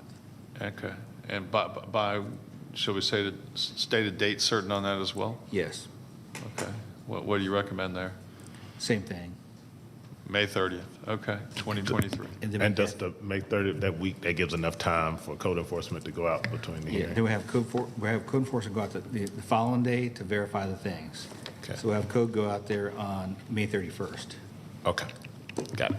Just want to make Can we also include in that requirements that Mr. Mraz meet and report on the condition of the milling versus asphalt, that conversation occur? Okay. That would be a requirement that Mr. Morass meet with someone at the county. Is there someone in specific with the county? Just code enforcement. All right. That he meet with code enforcement on or before May 30th, 2023, respecting the sufficiency of the millings out there, so we can have a report back on that at our June meeting. So please allow my motion to be amended with that directive. If we're amending, and just a quick sense. Yes, we Code enforcement just mentioned they didn't have full access to the property. I'd like you to consider a requirement that when the applicant is contacted by code enforcement, that they are granted full access to the property to conduct these. And you do understand, please come back up, Ms. Norris. I want to make this part of the record here today. You do understand that you folks will have to grant code compliance immediate access during all normal business hours for the next 40 days? You understand that? Yes, sir. Okay, so when they call, what, 1 hour notice, is that sufficient? Couple hours. All right. Can we do that in 2 hours notice? Is that okay with code compliance? Just give them a call and they'll have to make it available within 2 hours? Who we call? We usually call the business owner. You're welcome to call me. What number should they call? 404? Oh, I don't want it advertised. I have your number already. Okay, thank you. Okay. Yes, sir. Just to further clarify, it's not just code enforcement that needs to be permitted on the property, it's our site inspectors. All right. Also. And you understand the same conditions apply to the site inspectors for Yep. the county? Yes, sir, I do. And you'll allow them access on 2 hours telephone call notice? So you have to keep your phone by and all that? Right. Okay. The only question I have is, do I need an architect or a certified arborist? A Because I've landscape, been I would think of landscape architect. an arborist? No, landscape An architect. architect is for buildings, isn't it? Landscape architect. Landscape. A landscape architect only deals with trees and shrubs. Okay, I didn't know that. All righty. All right, thank you. Do we have a coherent motion on the floor at this time as amended? Does that all, if I can ask, does that cover the issue of the fencing? That did not. Should we amend the motion? To include what? The requirement that the fencing that's currently on site there be a plan for its erection, consistent with whatever these other landscape architecture. All right, can we please so amend my motion to include that? Thank you.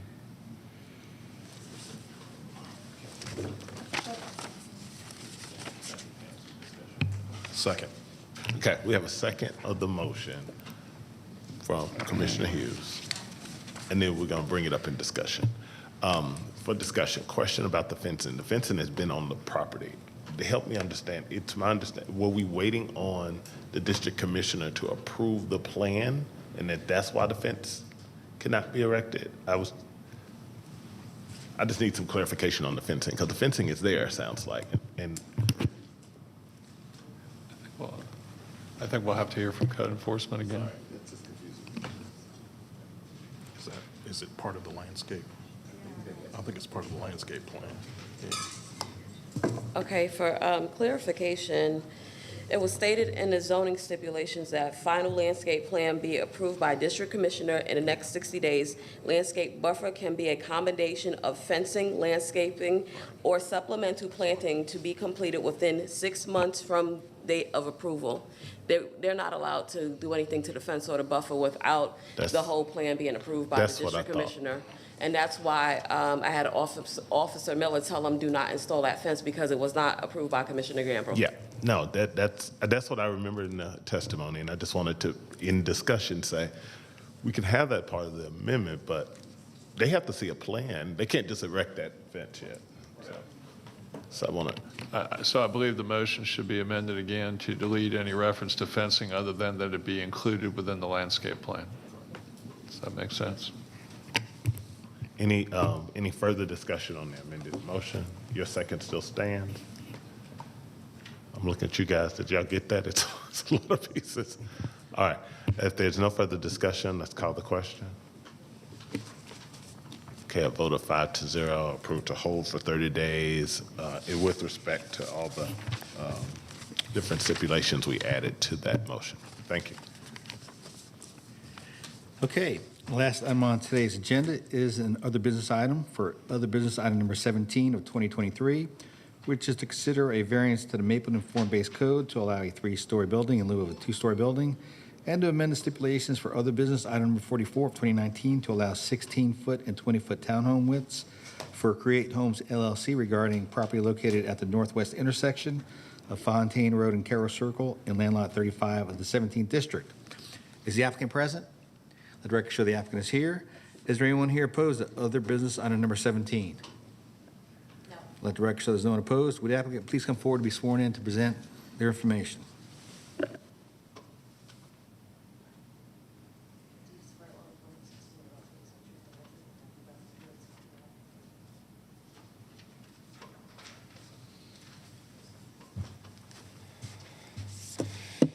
Good afternoon. My name is Zach Brooks with Create Homes, 275 Washington Avenue in Marietta. We are pursuing architectural approval for a newly developed subdivision at Fontaine Road and Carroll Circle.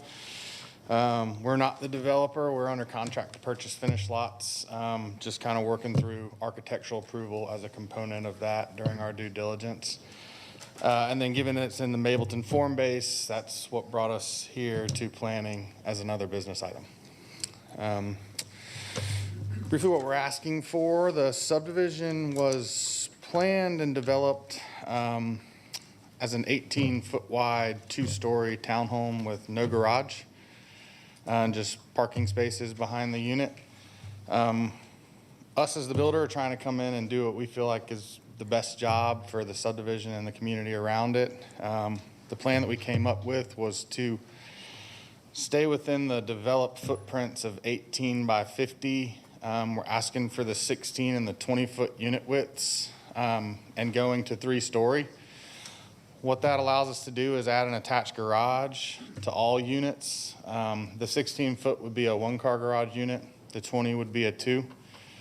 And that 16 and 20 allows us to make up variations that will fit the developed footprints that are in place without adjusting utilities, building pads, and things of that nature. And the other request was the height. So as part of the width and the height, it kind of gives us the product that we think is going to create the best community possible there, which is at the end of the 3-story townhome, varying widths of 16 and 20, which allows us to provide some variation throughout the community in architecture, floor plans, lifestyles, and ultimately price points as well. I think that's all I have. Okay. All right. There's no opposition. Oh, go ahead. Go ahead. Continue. Sorry. You Yep, got plenty sorry, of I time. told we have been working with Mapleton Improvement Coalition, speaking with Robin Meyer. They like the plan and everything has been positive so far. They did mention a possibility of wanting to do a landscape review at a later date. We have the LDP approved landscaping plan, which I guess we would kind of consider the minimum of what's going to go in, and then we'll have additional landscaping associated with the construction of the homes. So we had no problem with that, their recommendation for a landscape review.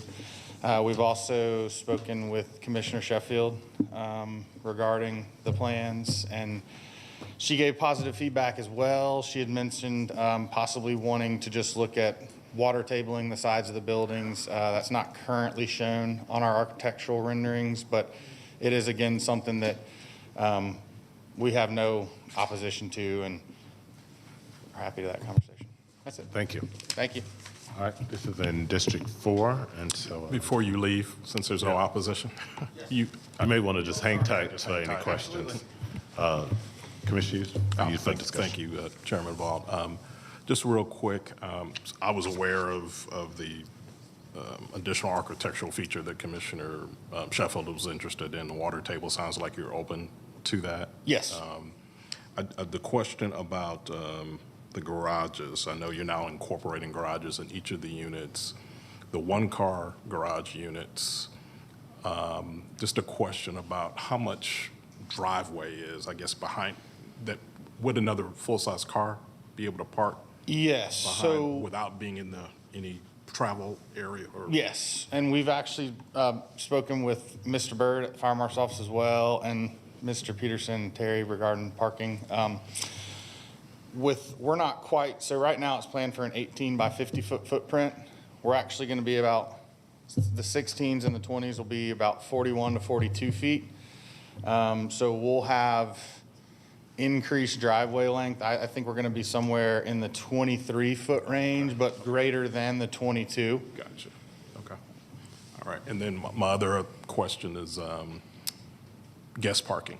I don't know if we have a site plan. Will there be, where's that located? Do we have access There to a is, site plan? we have LDP plans that were, again, they're developed by the current owner of the property, who has also developed property. The requirement for guest parking was 24 spaces, one per unit, and that is evenly distributed kind of along the rear property. Yeah, so you can see it here. They kind of have some open space tree save area in the rear, and that guest parking kind of goes around that rear area. Gotcha. With respect to the units, so before in the no car garage setup, you had 2 parking pads behind each unit. Right. For every 1 car garage, 16-foot wide unit we build, you'll still have the 2. You'll have a garage spot, and then you'll have a driveway spot. Yeah. For every 2 car garage unit we build, the 20-foot units, you'll actually have an additional spot in the driveway and an additional spot in the garage. So while it's a little different, that's not considered guest parking. We are kind of looking at it and talking with Inspector Byrd and Mr. Peterson that, it's a net, what we would think 12 increased spaces because every 2-car garage plan that we build will add 2. And right now we're thinking a 50-50 split between 1 and 2-car product. Gotcha. Okay. I don't have any other questions of. Other questions of the applicant? Okay, thank you. Yes, sir. I do have a question first. Is staff, I see the recommendation written up here, but is there an actual recommendation that y'all are? Yes, Commissioner Hughes, the staff would recommend the Planning Commission approve the request, subject to allowing 16, 18, and 20-foot wide units. And number 2, allowance of 2- and 3-story townhome units, and all previous conditions to remain in effect.